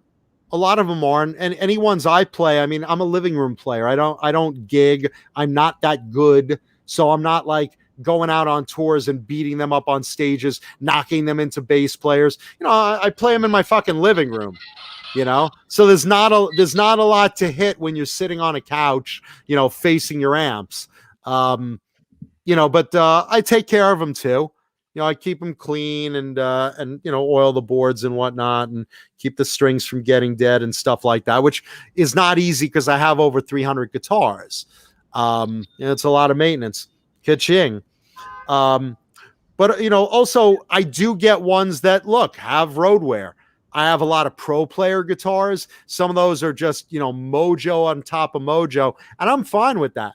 You look at the Gunslinger behind me, that belonged to the guitarist of a band called Penny Lane, who was a glam band in the 80s, and that has chips all over it. I don't mind it. It is what it is. If it's been rocked, that's great. Guitars are meant to be played. They have to be played. And if they've been played sometimes on stages and whatever through the 80s, they get wear. But sometimes they're really well taken care of, and you get something in condition like this, with like maybe a little ding, a little scuff, something like that. But for the most part, really, really clean. Look, I have a couple of Case Queens that are just phenomenal condition. And, I'm not afraid to play them because, what harm am I going to do on my couch? Get some fingerprints on them, take a chamois, and boom, they're clean again. Oh, fuck. Yeah, but the thing about the bitch is I just really love this shape. It's such a comfortable shape to play. The belly cut is just like thin and perfect. It's a slim guitar. They're usually really comfortable. You have great upper fret access. Look at that. I mean, there's nothing blocking you. Wow. It's just perfectly designed. It's just a really good guitar. Now, again, it's an acquired taste visually. Some people love it, some people hate it, but that's most BC Rich guitars. I don't just like Strats. I like, Stealths and Ironbirds and Warlocks and Waves and, all sorts of odd shaped BC Riches. And the bitch is definitely not your common guitar. You don't see them everywhere. Joe Perry of Aerosmith loved them. Slash loves them. To this day, he plays them, even though he's endorsed by Gibson. He chooses these by choice. He doesn't play them because he has to. He plays them because he wants to. So there are a lot of guys that just love these. Me being one of them. So Neil Moser did a really great job on designing these. So again, this is your guitar of the week, your show and tell guitar of the week. 1985 BC Rich Bitch in trans pink with a little ultraviolet overspray, and great playing guitars, great sounding guitars. If you can get your hands on just to try one, I strongly urge you can or you should try to get an old BC Rich handmade and just get a feel of them, and you'll see the quality of them. This is one of these brands that just kind of slipped under the wire, and you never really, it kind of, I want to say it fell through the cracks, but I mean, a lot of them, you know, a lot of them you see everywhere. You know, the Warlock you see a lot of, and those are the later day ones, a lot of them. But the ones from the 80s, like 86, you know, 78 to 86 for the bitch. You really want to check those out. You just want to try one. Get your hands on one. If you see one at a show, try it out. If a store near you gets a used vintage one, try it out, because they're just really fucking good playing guitars. They're comfortable. They sound great. And they're just, you know, really good tone and sustain from the most of them. Again, nothing like a really good neck through made with really good wood, usually maple or koa. Solid guitars, and they're beautiful. They're really good 80s guitars. And there you go. 85 BC Rich Bitch, your show and tell guitar of the week. Let's see if we have any questions in the chat about it. Okay. I'm sorry, I'm just going to scroll back a little. So I don't miss anybody if I can. Let's see. Dave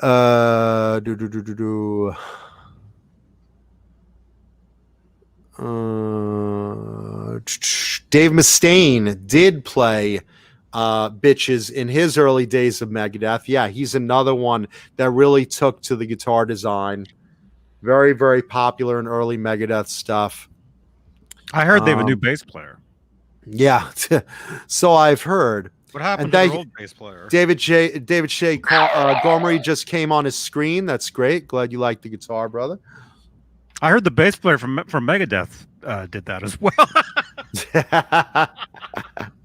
David Shea Gomery, there's a career for you with Megadeth. Bust in peace. There you go. You know, it's amazing how many of those guys back in the 80s played those BC Riches. They're great guitars. I was watching a video of Pat Benatar at the US Festival in '83. Oh, absolutely. And what's her husband's name? Neil Girardo, That's also right. very big player of Bitches. Yup. Neil Girardo played him. And his was a natural finish. You could see all the different wood tones and everything. He had a tobacco burst one, and he had a pink one. Yeah, a pink one also. They don't paint heavy paint over them. You could always see the wood grain on those things. Yeah, they did a lot of trans finishes, which I really like, because you can see they used really great quality maple and koa, so really nice figured woods and high quality. That was a big thing Bernie Rico was always very big on. Bernie Rico, the owner of BC Rich at the time, and right. They wound up using a lot of trans finishes because they felt bad covering up such nice wood. But a lot of times they did do, just, black guitar. If you wanted a koa guitar in black, just because you wanted a really light guitar, they would spray it black for you. You just got to ask. Really. And Ken Drive 55 brings up Stonehenge. Yeah, in Spinal Tap, the double bass that Derek Smalls is playing is a BC Rich bitch. Absolutely. I think Norman's Rare Guitars donated all the guitars for that movie, or a lot of them. Right. He was wearing the shirt. Yeah. Right. Yeah, he was wearing enormous guitar shirts. And actually it says in the credits, I think they thanked them. And yeah, Browns fan, these are Grover Imperial tuners. Now these are ones that came a little later because it's 85. A lot of the earlier ones have little metal bullseyes here. These are smooth. These are the ones they used in the mid 80s when they stopped the little bullseye inserts. But yeah, they are Grover Imperials. Good eye. Let's see. Bridge is awesome. Kayla, is you love them or you hate them? I like them. I could play various. I hate them. I love the BC Rich stuff, but I just get all the cheap ones. Yeah, it all depends what you like. I like the old school handmades. They're pricey, but they're really well made. And look, a great player can take any piece of shit and turn it into a great sounding guitar, just like Eddie Van Halen did. It's all in your fingers. And look, fact is, it's what you like. If you like a bolt-on bitch, That's fine. If you like one made in Japan, that's fine. There's ones made in Korea. If that's your thing, there's bitches for all budgets. I like the higher end ones. It's just my taste. It doesn't make me a better player. I still suck. Let's see. Erica Foreman. I love you. I love you, sister. Let's see. Let's see. Just looking through here. Everybody ask questions about the guitar. Okay. Let's see. Like the cloud inlays. Thank you, Alice Martinez. Yeah, BC Rich gave you the options. The bitches usually came with cloud inlays, but they didn't have binding. A lot of if you wanted a bitch supreme, it would have an ebony board, but bitches just didn't have binding. But they did have standard cloud inlays. Only the first, say, 30 had diamond inlays. But aside from that, unless you custom ordered them, bitches came standard with the clouds, which usually was a higher end option in BC Rich. And they're good looking. I love the cloud inlays. I think they're one of the best looking inlays out there. I like the diamonds too. Looking through. And there's that difference between the expensive bitches and the cheap bitches. Cheap ones will give you gonorrhea and stuff like that. I only like my bitches high priced. Thank you, AI. Thank you, AI Gaming. Let's see. Robot Master Switch says John has a million problems, but a bitch ain't one. Love it. Thank you, brother. And yeah, AI Gaming. I bought about 20 bitches just so I could do the jokes. It's true. Renus wants to know how. I'm sorry. There's my buddy Rico B. Rico in the house today. Oh, cool. Did he buy anything or did you not sell it? He did, man. He bought a guitar. Oh, nice. What did he get? He got a Les Paul tribute. Oh, nice. Les Paul, yeah. Congrats to you, Rico B. New guitar day, brother. New guitar day, man. Let's see. Renus wants to know, how do I like the Silver Jubilee amp? I've had a Silver Jubilee amp for like 20 years probably. Paulie just got a set, and I know he likes it too. I mean, it's basically a JCM 800 decked out in gray Tolex. So it's very similar. Mine's a combo. Paulie's is a small rack. They're good. They're very similar to the Marshall JCM 800s, which is, classic 80s sound. Slash loves them. That's like a go-to amp for him. Let's see. Yeah, please leave thumbs up in the video if you like the guitar. Thank you. Let's see. Just reading all the comments. Bear with me, guys. Have I ever tried to get a bitch that belonged to Slash? No. But Slash and I know Slash and I have sometimes competed for the same bitches. Sometimes I'll get to one first. Sometimes he'll get to one first. I know I had one that I was going to buy from a friend and I turned it down at first. And then later on I changed my mind, but he had already sold it to someone who sold it to Slash. So, I mean, look, Slash has great taste in guitars. And, clearly 1,000 times better player than me. So, good for him. Only 1,000 times? Only 1,000 times. Only because I'm getting better, Johnny. I practice a lot. Or he's getting worse. No, he's definitely not getting worse. The man is great. But look, both of us have a lot of bitches. Both of us really like the guitar. Dane Melted. Let's see. What was that? What's the black bumps on the bottom of the wings? Oh, that's a good question. Okay. So on the bottom of the wings, these are little feet. Do you see those? Those are little feet. Yeah. So if you lean a bitch, if you lean a bitch on the ground and you're not hurting the points.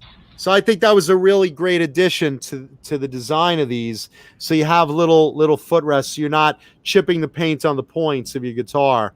So that was a pretty ingenious invention, putting those little rubber feet there.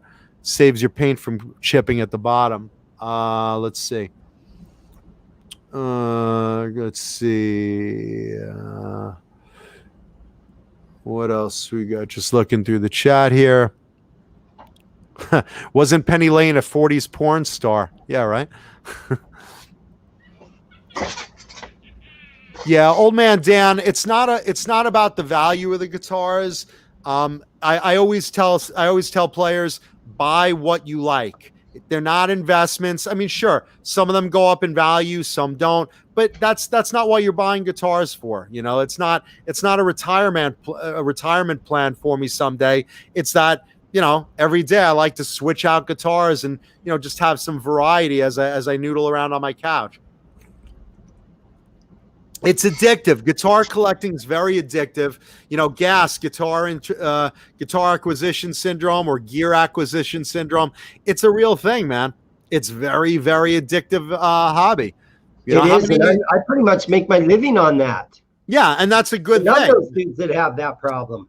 Yeah, and that's a good thing. I mean, you know, none of those guitars are for sale because that's Dane's collection. You know, Dane just keeps buying, and you know. Let's see. You know what? You got to buy something in order to sell it. Let's see. Dan of New Jersey wants to know what kind of amps I have in total. I'm not a big tone chaser guy because I'm not a great player. I play out of enjoyment. I don't play professionally. I'm an actor professionally, but musician is a, you know. Whoa! What the F? That's an Amber Alert. Great. Keep it out of the microphone. Wow. So now that I can't hear at all, I will never be a tone chaser. No, anyway, look. So it's an Amber Alert. It says, keep your eyes out for a guy in a pink hat and a pink scarf. Wait a minute. Nice. Super weird. Who could that be? No, I was starting to say, I'm not a big amp collector. I have multiple amps, but not many. I'm more about different feeling, playing, sounding, looking guitars than I am about, you know, 100 different tones from amps. My basics, I have a Silver Anniversary Marshall, which is basically a JCM 800. My go-to amp, I love this amp because I had one back in the day, GKML 250. It's a solid state amp, not a tube amp, but it has that 80s tone that I love so much. I have an orange tube. I have an orange tube. Yeah, an orange tube? Ew. Much like Donald Trump, I have an orange tube. No, I have an orange amp. It's a tube amp. The Marshall is a tube amp. I have another Marshall solid state that I use for traveling. Sometimes I'll take a guitar and amp with me just on a trip. Let's see. I have Hey, Dutchie. I have one modeling amp. I have a PV modeling amp at my mom's house. I like the Viper. There. Yeah, it's I'm sorry. It's a Viper. It's a Viper. So I have one of those. But that's pretty much it for me. I have, you know, some pedals and stuff like that, but I'm not a big multiple amp guy. You know, maybe I'll get like one or two more that I have my eye on, but like, that's pretty much it. I'm not like that guy that has like, 50 different Marshall heads and, all sorts of, a plexi and, all sorts of, vintage JCM 800s and, dual tone Fenders. And I'm just not that guy. A guy tried to sell me a Mesa Boogie amp today, but he didn't have the foot switch. Yeah, but there was no foot switch, and I'm like, okay, something's fishy about the deal. This guy's wanting to sell me this really nice amp, and so I did a little bit of research, and without the foot switch, you can't turn the reverb on, and can you get a foot switch though? Yeah, but then you want to put $150 into a foot switch because there's a proprietary one. It depends what he's asking for the Boogie though. Yeah. You know. It Meanwhile, wasn't worth it in the long run. oh, like I said, you're the dealer. You know your biz. Let's see. So that Dan in New Jersey is basically the amps I have. Let's see. 1, 2, 3, 4, 5. I think 5. Let's see. 1, 2, 3, 4, 5 amps. I guess 5 amps is what I have. So not very many. Not very many. Are you into pedals? Not really. I mean, I have one of those, 125 sound pedal boards. I have some old school pedals. I have this one I've talked about on the show before. I picked up in a store in Paris. What is it? The John Bale, what was it? yeah. No, Hey, I got an old amp from the 80s. You want me to show you guys this little old amp? Sure. Okay, let me grab it. I will put away my show and tell guitar. You can bring on an amp while we talk about stuff. So it sounds like for you, it sounds like you're really into the guitars, but the amps and pedals, like it's not as exciting. The big sounds for me are that JCM and that Marshall. I mean, that for me is like the two big tones that I want. The orange I got because I wanted an orange. I'll probably get a Boogie. Maybe I'll get a Van Halen at one point, and that's pretty much probably going to round me out forever. I mean, I just, maybe I'll get a JCM 800 for my parents' house, but that's pretty much it. Otherwise, let's see. You guys remember these things? There it is. JCM. I'm sorry, the GK ML250. That's literally the amp I was talking about. And I have the foot switch with it. I love that. Is my favorite amp. Yeah, that is my favorite amp. It's a little lunchbox amp. Kiss used to love them. A couple of other guys in the 80s dug them. It's a little powerhouse. What's the power on that one? I'm gonna say, let me see. It's a stereo amp. Yeah, is that the 50 or? I'm not sure. It doesn't say right here on the back. They're powerful as fuck, and they look like nothing. It's the model number is the GK 250. So the ML 250, ML 250. Yeah, that's it. That is my favorite amp. Period. And, okay, I know it's a crime because I have Marshalls too, but that is my favorite tone amp. And again, for me, it's a nostalgia thing. I had one of those in the 80s. That's what I played learning through that and my Rockman, which I still have too. But I mean, that's like, even though it's a solid state tone, for me, it's that glam metal sound that I just love on that thing. It's just got great chorus and great reverb. It's just a great sounding amp, and it's power in a tiny package. And you can set this on top of your, 412 cabinet, or if you have one of those stereo Marshall 412 cabinets, you can plug it in and go stereo with it. What are you asking on that one, Dane? Because that's if anyone's watching, that is a great amp. $400. I love the tone of that. Switch. And that is bang for the buck. The Galen Krugers were made so well. I love them, love them, love them. Seriously, terrific fucking amp. It's got the chorus right here, and it's got what says echo, so it's got like a little delay right there. And chorus. Yeah, you could do it has a clean setting. It has it has a chorus. It has a reverb. You could get really good dirty tones out of it. You could get really good clean tones out of it. And it takes up no room. It looks like nothing, but it will blow your mind how powerful that little amp is. And it's got speakers in it already, or you can hook it up to a cabinet. Yeah, it's really versatile, really good amp. I highly recommend that particular amp. So let's see. Rico B, how long have I owned that particular bitch? Probably 10 years, something like that for that particular one. Let's see. Just looking through the chat. Do I have any bases? Cheech wants to know. I have 3 bases owned by Jerry Dixon of Warrant, and I've had I think I've had 2 of them on the show. I have to look, but I have 3 of them. 2 were used for Dirty Rotten Filthy Stinking Rich. One was the one in the cherry pie video that he flips it and says grab a piece. So yeah, I have a few from Jerry Dixon's, but I don't play bass. I know a few bass lines, but that's about it. I don't actively try to play bass or learn to play bass. Let's see. Looking through the chat. Leave a thumbs up on the video if you please, if you're enjoying this guitar talk today. And no, Hey Soups repairs me.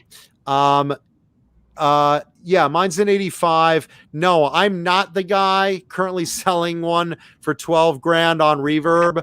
I don't know what that guy is smoking, but they do not run that much. Not most of them. They do not run that much. Maybe it depends on who owned it, right? Nobody owned this one. It's just some guy on a fishing trip. It's ridiculous. But no, man, that guy doesn't know what he has, and he doesn't know what to ask for it. So, Music Therapy Laz, does it have a master volume? No, it has 2 different volumes. So a volume for each pickup, tone for each pickup. Lenny Lou wants to know, is the figured wood book matched?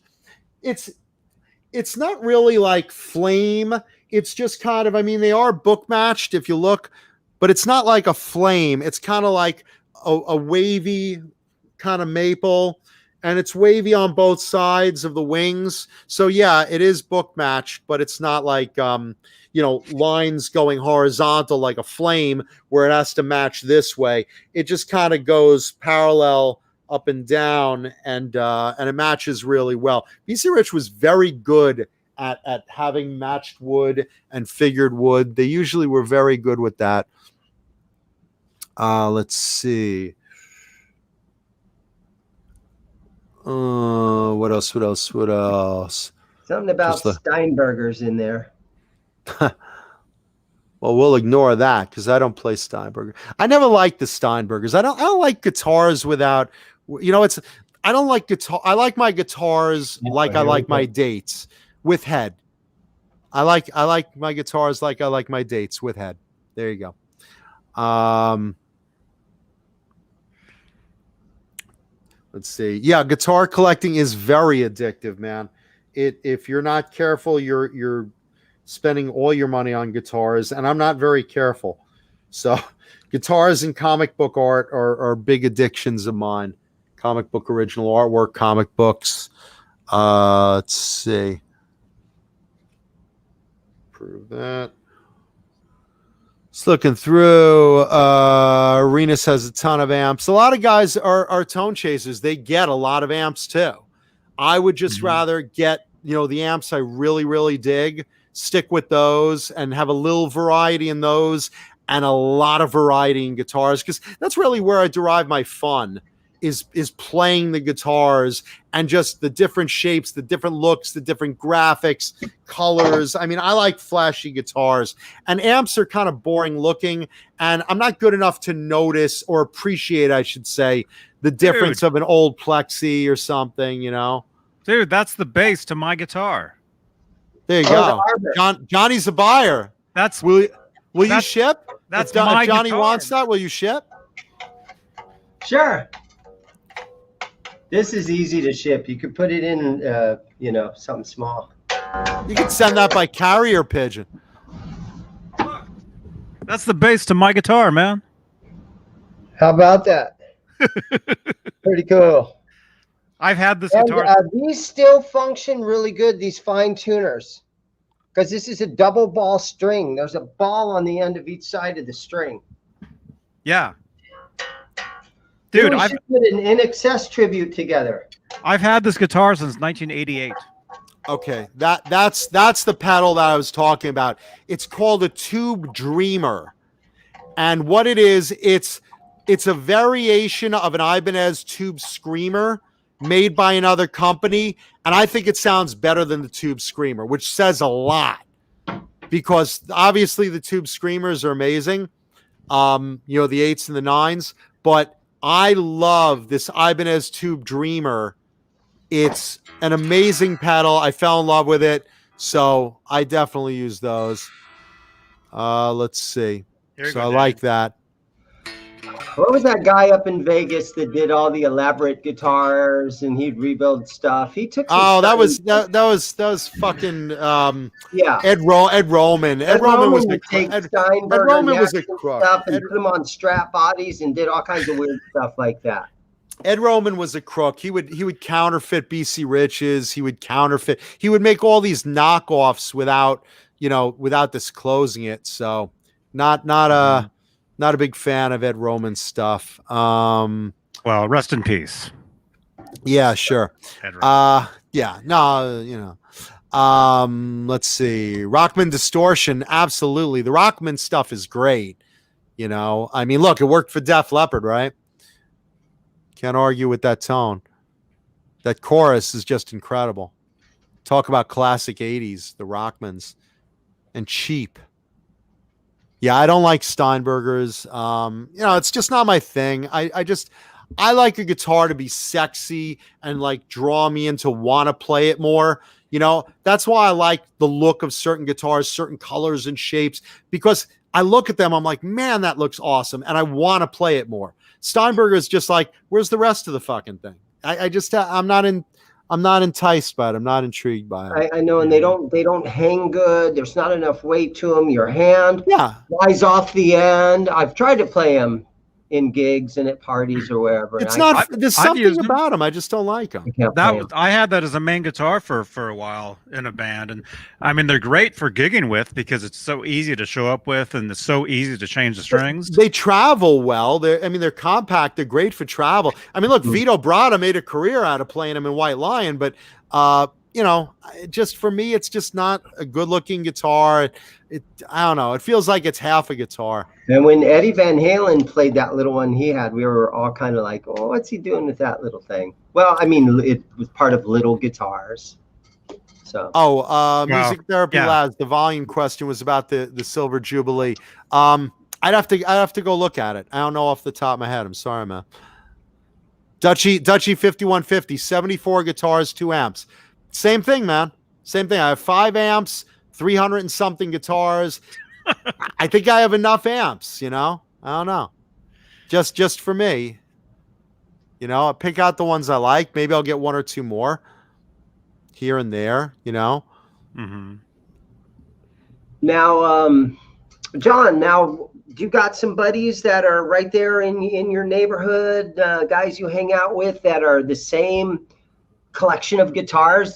People with 300 guitars, you go pal around with them, stuff like that.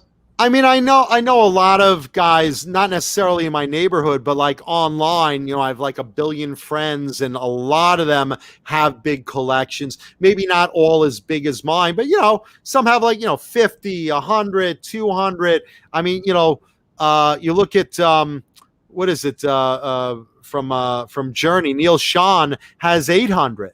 I mean, he's a pro player, but I mean, I have friends that have big guitar collections too, and I talk to them online, and sometimes we'll meet at NAMM, have dinners. I mean, you've been there, but then you have. How often do you visit Norman's Rare Guitars? Do you walk in there and? Again, I've avoided a lot of stores during the pandemic, but like on a normal casual thing, I'll pop into Norman's once in a while. I'll pop into Hollywood Guitar Center once in a while.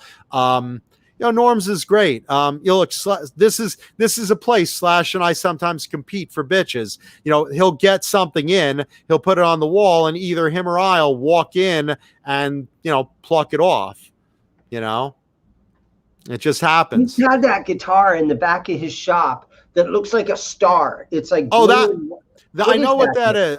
That and a few others next to it were from the Jackson 5 Victory Tour with Michael Jackson, and those were played by the brothers. One was like a star. I mean, they're all big, bulky shape, flashy guitars, right. And they've been hanging there for years now because they're not fun to play. The fact that, I mean, that's the fact. Look, I love bright, flashy guitars. I love crazy shape like an Iron Bird or a Wave or something. But I don't want something big and cumbersome. I would not want Steve Vai's double heart guitar. Not only because I can't play the fucking thing, I don't even like double necks. I don't want a bulky guitar. I don't want any guitar I'm not going to enjoy playing. And for me, a big, crazy shape like that you can't get your arms around isn't fun. Something like an Iron Bird is fun, because it's even though it's weirdly shaped, it's a star shape, it's pointy, it's still, or Rhodes, which is, another, kind of offset V. They're still fun to play. They're still, you can handle them comfortably sitting down. You think Norm is like, why did I buy those things? They've been here forever. You think he's got no, because you know what? People talk about them. I'm sure they cost him next to nothing. They're conversation pieces. We're right now plugging Norm's rare guitars, so we're talking about them. I'm sure we're not alone. Yeah. I mean, I knew exactly the guitars you were talking about when you said in the back, a weird shape. I was like, stop. I know what these are. And I'm sure a lot of guys that go in there are like, oh, there's those Jackson 5 guitars, Yeah. Rico B wants you to show your new red BC Rich. Do you have a new red BC Rich there? I do. My buddy painted this one. Let me grab it. It's right here. Break that out, man. Let's see. And we have a couple more music stories to talk about. We'll get to. We're just having a little fun talking about show and tell guitars. And yes, Destroyer, excellent pickup question. Lita Ford also played a bitch. She played a violet covered bitch, like a purple, and she still plays it to this day. And she has a double neck bitch as well.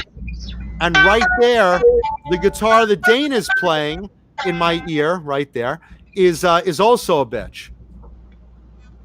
Let's see the headstock on that, Dane. I'm serious, man. It ain't nothing fancy. That's okay. Affordable guitars are fun. Mm-hmm. Nice candy red sparkle. This is a bronze series. So this is an entry level bitch. This is if you just want to try the shape and have fun and noodle around. It's not a $5,000 guitar. How much is that one, Dane? It's not even a $500 guitar. Oh my God. How much is that? It's part of my collection.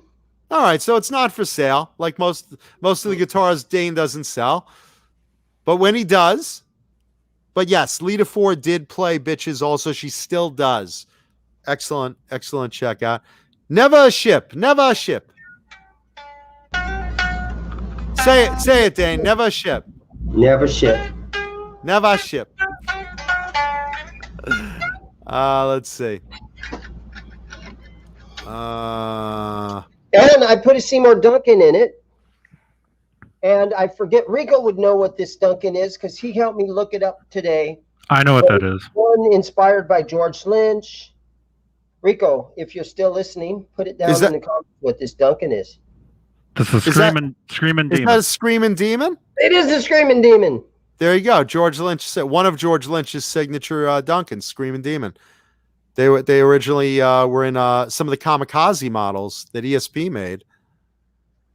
And let's see. My buddy Erica Foreman says I have exactly one electric guitar. It's an Ibanez.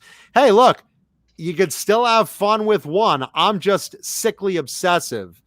Let's see. Green Sparkle Mockingbird, and to your right, to your left, there's also what looks like an aqua colored Mockingbird. Yeah. So I got a couple of these cheapies around. That's cool. I got a buddy that's painting these guitars for me, dirt cheap. And I'm like, you know what? I might as well just they look great. They're fun to play while I have a chance. And this guy's painting guitars because you don't find guitar painters that will do this stuff as cheap as this guy's doing it, and they turn out good. So I'll leave them lay around for a couple of years and see what happens. And let's see. It's kind of ZZ Top design, right? Let's see. Jesus Rapes Me has 6 guitars. Robot Master Switch has 30 plus and 6 amps. Music Therapy Laz, 4 amps, 15 guitars, and growing. The amps, the collection's growing, right? That's what's growing. Okay.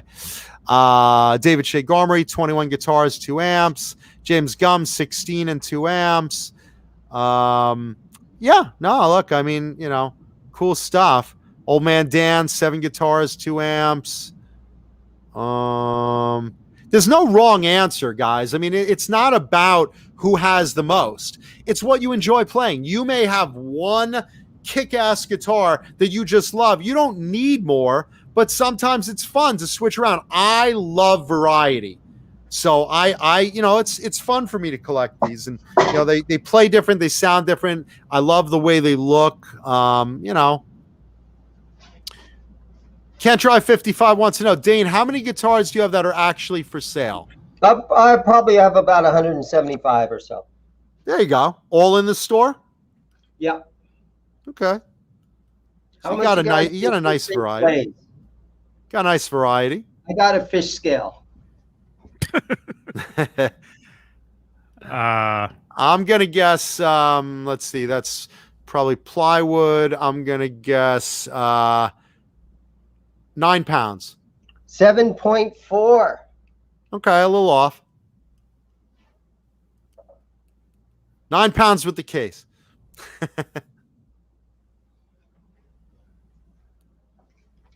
Yeah, I bought a scale. I bought a scale to weigh my guitars too.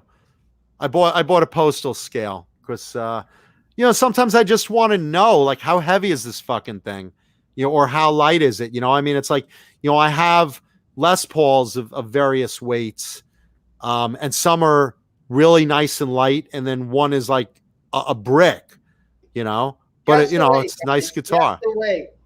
All right, what? So what's that? It's like an ES355 kind of thing. It's the Gretsch thing, yeah. Okay, so let's see. I'm gonna guess semi-hollow guitar, but wide.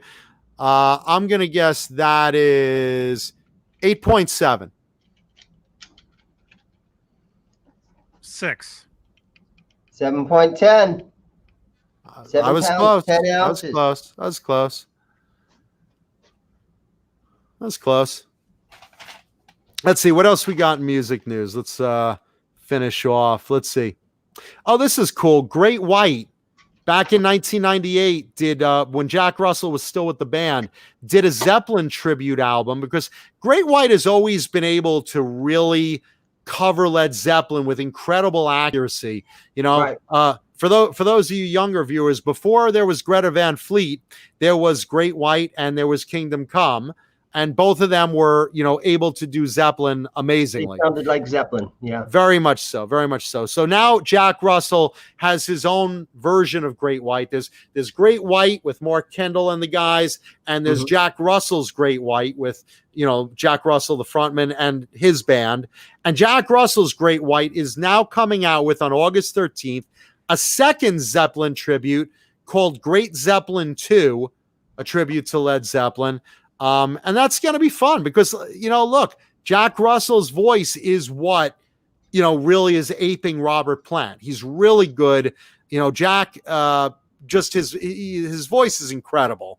I mean, and you know, great watched videos recently, and he still sounds like Jack Russell. He sounds terrific. He's one of those guys that took care of his voice, that kept it in shape, that, you know, wasn't beating the shit out of it. He didn't get, you know, any injuries. He didn't strain it. And he sounds like he did in the 80s, which is really, really amazing because he's got such a rich voice. Really, really fucking great. I'm going to be able to hang out with those guys because on October 2nd, I get to go open up for Jack Russell's Great White at the Canyon Club in Santa Clarita, California. Nice. October 2nd. And if we sell enough tickets, we're going to be in direct support. If not, we're the first band. There's 3 bands. We're shooting for band number 2. Nice. Very cool, man. Always aspire to number 2. How far are you guys away from Santa Clarita? There you go. There's the Dane Zimmer. Dane, what's the name of your band? We're Whiskey Dogs. The Whiskey Dogs. The Whiskey Dogs. With a Z at the end of dogs. Dogs. like Zimmerman. Do you guys have a Facebook page? Yes, we do. Okay, so Whiskey Dogs with a Z on Facebook. Check them out, friend them, and go to the show. Look, support our buddy here, and you get to see Jack Russell's fucking Great White. Yeah, and it's a dinner theater. They, for the first band, they put a plate of lasagna or chicken or whatever in front of you. They choke their chicken in front of you. That's great. Yeah, and while we're playing, they gather up all the, plates. It's a good time. They're the bus boys. They're great. Mm-hmm. No, look, the thing about Great White is there's two versions of Great White. There's Jack Russell's Great White and Great White. They're both excellent. You're not going to go wrong seeing, one is old school band musically, one is old school band vocally. They're both great. Mitch Malloy is fronting the classic version with Mark Kendall, and Jack Russell is doing his own version. They're both really good. You won't go wrong seeing both of them. And you get to see the Whiskey Dogs with a Z. Whiskey Dogs. We also have a song on Spotify if you search for that. Yeah. Loud and Plowed. Loud and Plowed. That's great. We have a song called Loud and Plowed, and then we also have a song on there called That's my mother getting laid. Ow, ow, ow. Loud and Plowed. Yeah. I love getting laid. So check that out, and look for Jack Russell's Great Zeppelin 2 album on August 13th. And by the way, you could check out their first single. They released a video to give you a little taste. New video of Whole Lot of Love is out on YouTube, so you can check that out. Let's see, what do we got? He had a really good voice. He still does, and it really does. He's incredible. It's a natural thing that comes out of him. He's not pushing it. He didn't create some weird voice or anything. It's just his voice, and it was good. Let's see, Johnny, go to Music Zoo's website. Our friends over at the Music Zoo, Tommy Coletta, our buddy Tommy. Go over there. Let me know when you're there. Neanderthal, he'd want to mention that the song that Great White did, Face the Day. I love that song. That Australian band, the Angels, or Angel City. I don't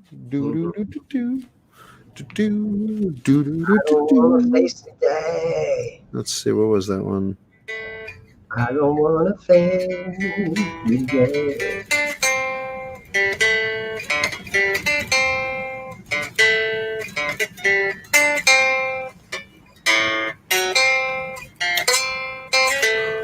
Yeah. That's it, man. That's it. I know that song. As we get flagged now for copyright. I played it terribly in a bad position, so they won't recognize it. That was on purpose, everybody. That playing. Yeah, that was on purpose. Well, I can't. I got all this shit in front of me. I could barely reach the fucking guitar. Yeah, it's better. It's better when. Thank you, Robot Master Switch. It's better when I'm plugged in an amp and at an angle I could actually hold the guitar comfortably, because I'm sitting on my bed, which is not comfortable in front of this. Yeah, and no, you're not supposed to play in these shows because then you get flagged for copyright. Anyway, I know the song. I know the song. I know how to play the song. I know, Music right? Zoo. Music Zoo. Okay, you're there. Okay, there. Kramer, look up Kramer. Cosmo. Yeah, right. Jerry. No, the new Kramers are getting back into graphics, and this is great. We saw a preview of that at the last NAMM, right? And now they have a bunch of graphics, and there's a bunch of them, and they're very cool. But the fact is, the newer ones. The newest one, there's a Music Zoo exclusive you're going to like, Johnny. Okay, here we go. Is it one of these? I saw, this friend of ours on Facebook works for them, and he posted a picture. Yeah, Music Zoo's, they're an authorized Kramer dealer. Dane, do you carry Kramers? You don't carry the new ones, right? No. Okay. Oh man. So are you there, Johnny? Which one? Okay, show the graphics first. Just scroll down the graphics line. On the second page? Because all the stuff on the first page is all old. Are you talking about like the 3? Like the danger zone? Well, I don't know what they call them, but just look at Here, I'll show this. Yeah, Music Derby Live. No one wants to see me play licks every week on guitar. I'm not a great player.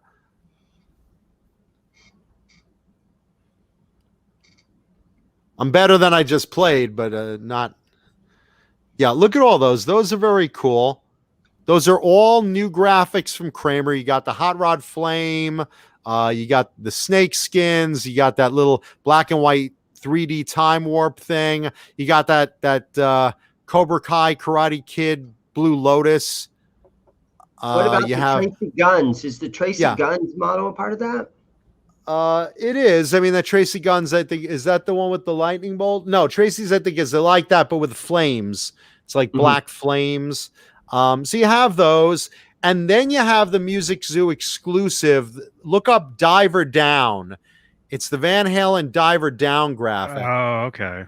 I got that one, Richie Kotzen one right there. Or the red with the white one, the Richie Sambora one. I have that red one with the gold. Mm-hmm. Yeah, the Sambora. The Road Star. The Jersey Star. Richie Sambora ones. Did they just release this though? Because this is not a new guitar. I believe it is a brand new guitar to the Kramer 1984s. The graphic, at least, because there they you were. Go. There you go. Awesome! Yeah, because cool. this Diver Down graphic has been around for years. But now Music Zoo did an exclusive run of them through the new Kramers. Yeah, because when they were doing the Music Yos, they had the Diver Down graphic. But now with the new Kramers, they're doing that. That one. There you go. There you go. So if you're a Van Halen fan and you want one of the new Kramers, here you go. Music Zoo has these cool exclusive, Diver Down graphics. This is a Music Zoo exclusive graphic, which I think is very, very cool. And again, Eddie played Kramers back in the day. He played Charvels too. So add to your Charvel collection, add to your Kramer collection. But if you want a new Kramer with the Diver Down graphic, here it is at Music Zoo. Nice price point, $9.99. Very cool. $9.99. $9.99 for the tone. And they will ship. They will ship. Yeah, that's one thing about the Music Zoo. They do ship. I know because they shipped a guitar to me, so they definitely do. Yeah, they shipped me a case. Thank you, Charles Green. There you go. Let's see. Robot Master Switch without the guitar in it. Robot Master Switch likes that Jersey Star, Dane. How much is that Jersey Star that you just showed? I think I have it at $1,000. $1,000, Robot. It's like 3 years old. I think it's a 2019 or 2018. Oh, there you go. Yeah, I like Kramers. I do. I mean, I have a lot of the old ones, but I've played some of the new ones, which are made in Indonesia. Basically the same factory that makes the Epiphones, and I'm cool with them. I think they're cool. They play nice. I'll tell you what, the new Night Swan is the one I'd really recommend the most because the original Night Swans of the 80s had an R1 nut and it was very, very thin. And for me, at least, it was very awkward having that thin a nut. The new ones have a nice, comfortable R2 nut. So I think the new Night Swans are terrific. But look, who doesn't like a good Van Halen graphic? And the Diver Down one is really cool.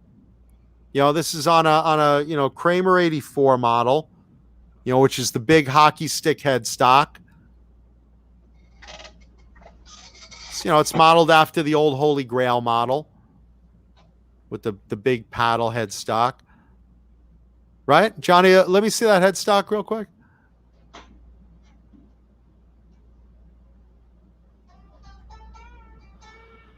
There you go. Yeah, modeled after the big headstock ones. Mm-hmm. And there's a little video there. We can't play it on the air, but you could go to Music Zoo's website and check that out. That's cool. Right? Mm-hmm. Very good. Yeah, David Shea Gomery has a jet black Night Swan. David, is your Night Swan one of the newer ones? Let me know in the chat. I want to know if you like it also, because I like the newer Night Swans. I think they do. Yeah, Blacksmith Fox, we're still going. Because that's what we do. That's how we roll. We don't do no half-hour little shows. We're here to entertain you guys. That's why we get paid the big bucks from sponsors like Bang Energy Drink. That's a Beretta, right? Yeah. Yeah, that's a Beretta. That's one of the newer ones, Dane? 2018. See, and that's the hockey stick headstock I like on those, modeled after the 1985 headstocks, 85, 86. That's like that transitional smaller hockey stick headstock, like McMars used to use. I like that one. I think that's really great.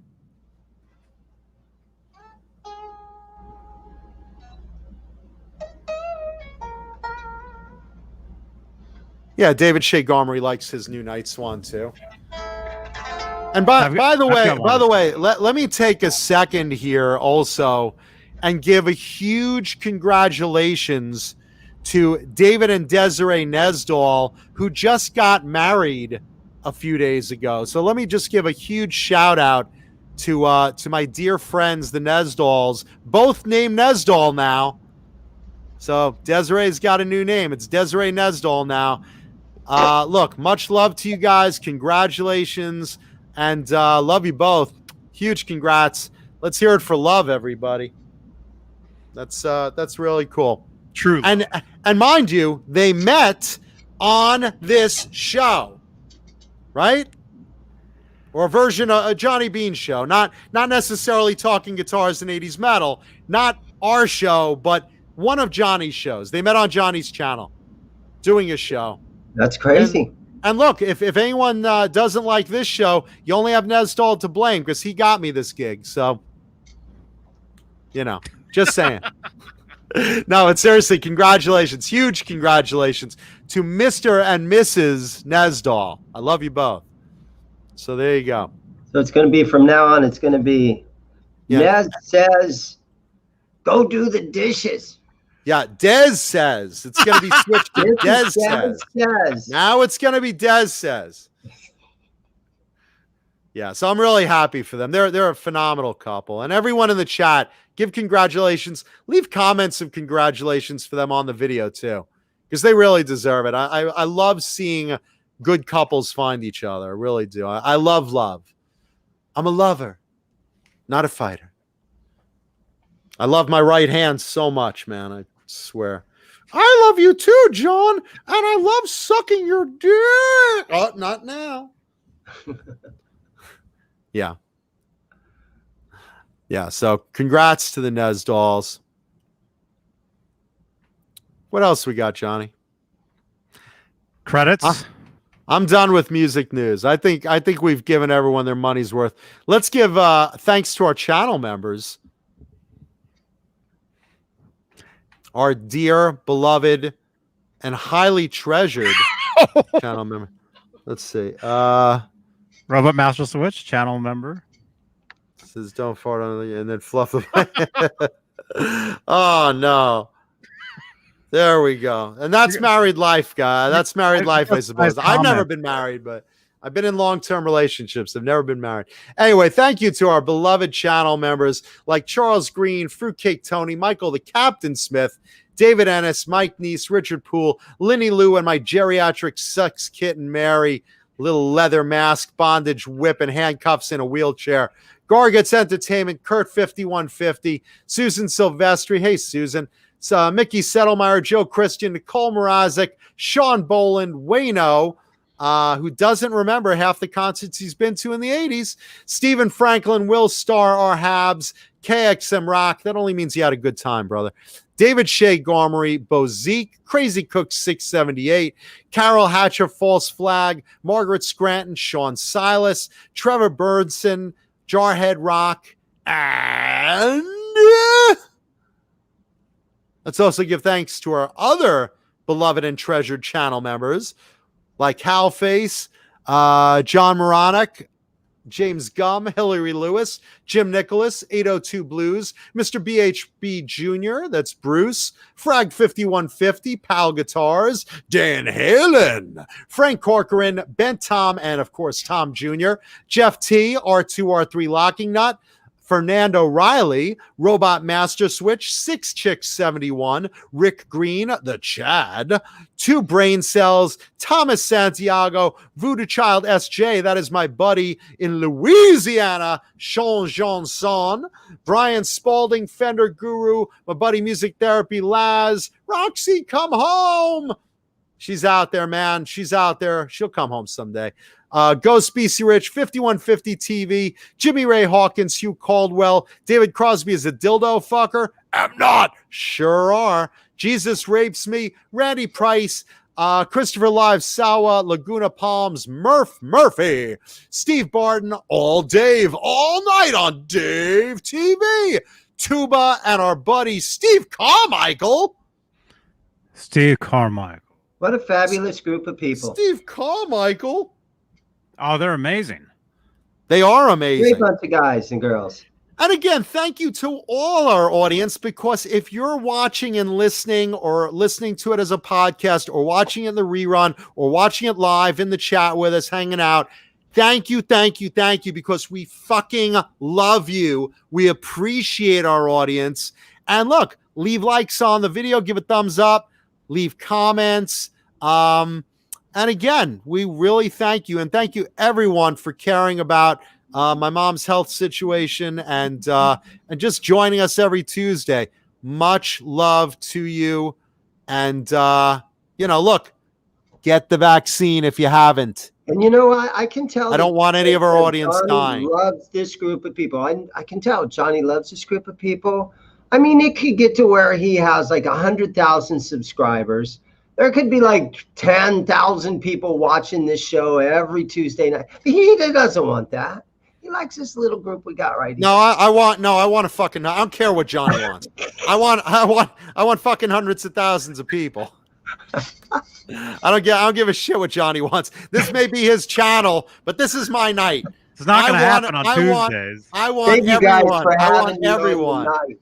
Thank you guys. I feel really honored. I feel privileged to come on here with you guys. No, man, we love having you on, brother. Even though I have microphone issues every time. Thank you, Keith Campbell. Yeah. No, look, we care about our audience. So look, be safe, get vaccinated, be nice to each other, and come back here next Tuesday and have some silly fun with us, because that's what we're here for. We're here to bring you a couple of hours of escape, and we love you. Mm-hmm. Well, that was a couple hours ago. And yeah, the 80s was such a great time. It was the best fucking time in music ever. There were some challenges. You know, we had AIDS and we had different. No, you have AIDS. Don't put AIDS on me. Listen, I use condom. Don't give me AIDS. We were all very scared of that, and it took out some of our friends. I'm still scared of stuff like that. Right, but I mean, overall, it was good times. If you're on our audience, use condoms. Just use condoms. Have cell phones. We wasn't on Twitter. We didn't have any of this stuff. I was on Twatter. It's social media for strippers. Twatter. Right. We experimented with everything just to see if we liked it. I'm not talking about going gay or anything like that. Not that there's anything wrong with that. That's right. Because we love our gay listeners too. We had good times, man, and we lived just to go to the party and to. We lived that. rock and roll all night and party every day, man. That was our anthem. Absolutely, man. I mean, there was nothing more fun in the 80s than waking up in a strange bed with a chick on the left and a chick on the right. No idea what their names are, but that one has pop rocks in her hair. There's a bottle of vodka on the floor. There's condoms on the headboard, and you got to sneak out before they wake up. Just saying. Well, not that I've been there. A lot better time than I ever had. And your middle is really red and itches horribly. Fucking love it. Sores all over your face. Jesus Christ, Johnny. Who did you fuck? That's why I'm glad I didn't live in the 80s. I didn't have to do if you spent the 1980s living in LA on the Hollywood, on the Sunset Strip, I mean, that is a whole step up of, dealing with the 1980s in Phoenix, Arizona. I mean, we still had fun, right? Poison still came to town every year. Yeah, they came all over, every girl in town. And thank you, Wayne. I really appreciate the magazine. And again, huge thanks to Charles Green, executive producer Charles Green, for the Colonel's popcorn and nuts and yummy treats for my mom and myself. Thank you so much. And if you want to send us anything, if anyone wants to get Paulie and I Iron Maiden coolers, send it to Johnny. Johnny has a P.O. box. He'll put the link in the chat. Yeah. Just put the link in the chat, Johnny. You guys don't send anything too big to me for those guys, because it costs way too much. Shut up! You make tons of money on the fucking show. Just put up the P.O. box. John, listen to me. I have to pay for all this stuff. This is all fun, Johnny. Don't take it personally. Once in a while, Ricky Rackman would bring the Cat House to Phoenix. Early 1990s, I got to see Warrant. I got to see Cinderella there. Got to see Faster Pussycat. Thank you, Blacktooth Fox. I was there one night when Janie Lane was there with Bobby Brown. They were a couple, and it was just like, man, this is some fun stuff going on. So I got to see a little bit of it here in Phoenix. Awesome. Well, there you go, man.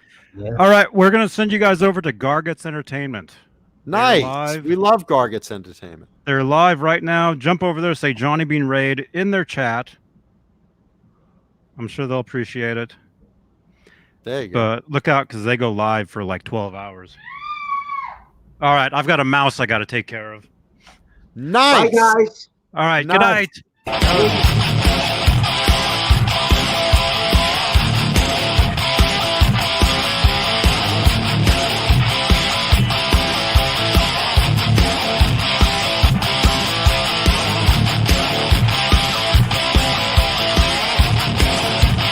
Oh, no. That was another terrible show, John.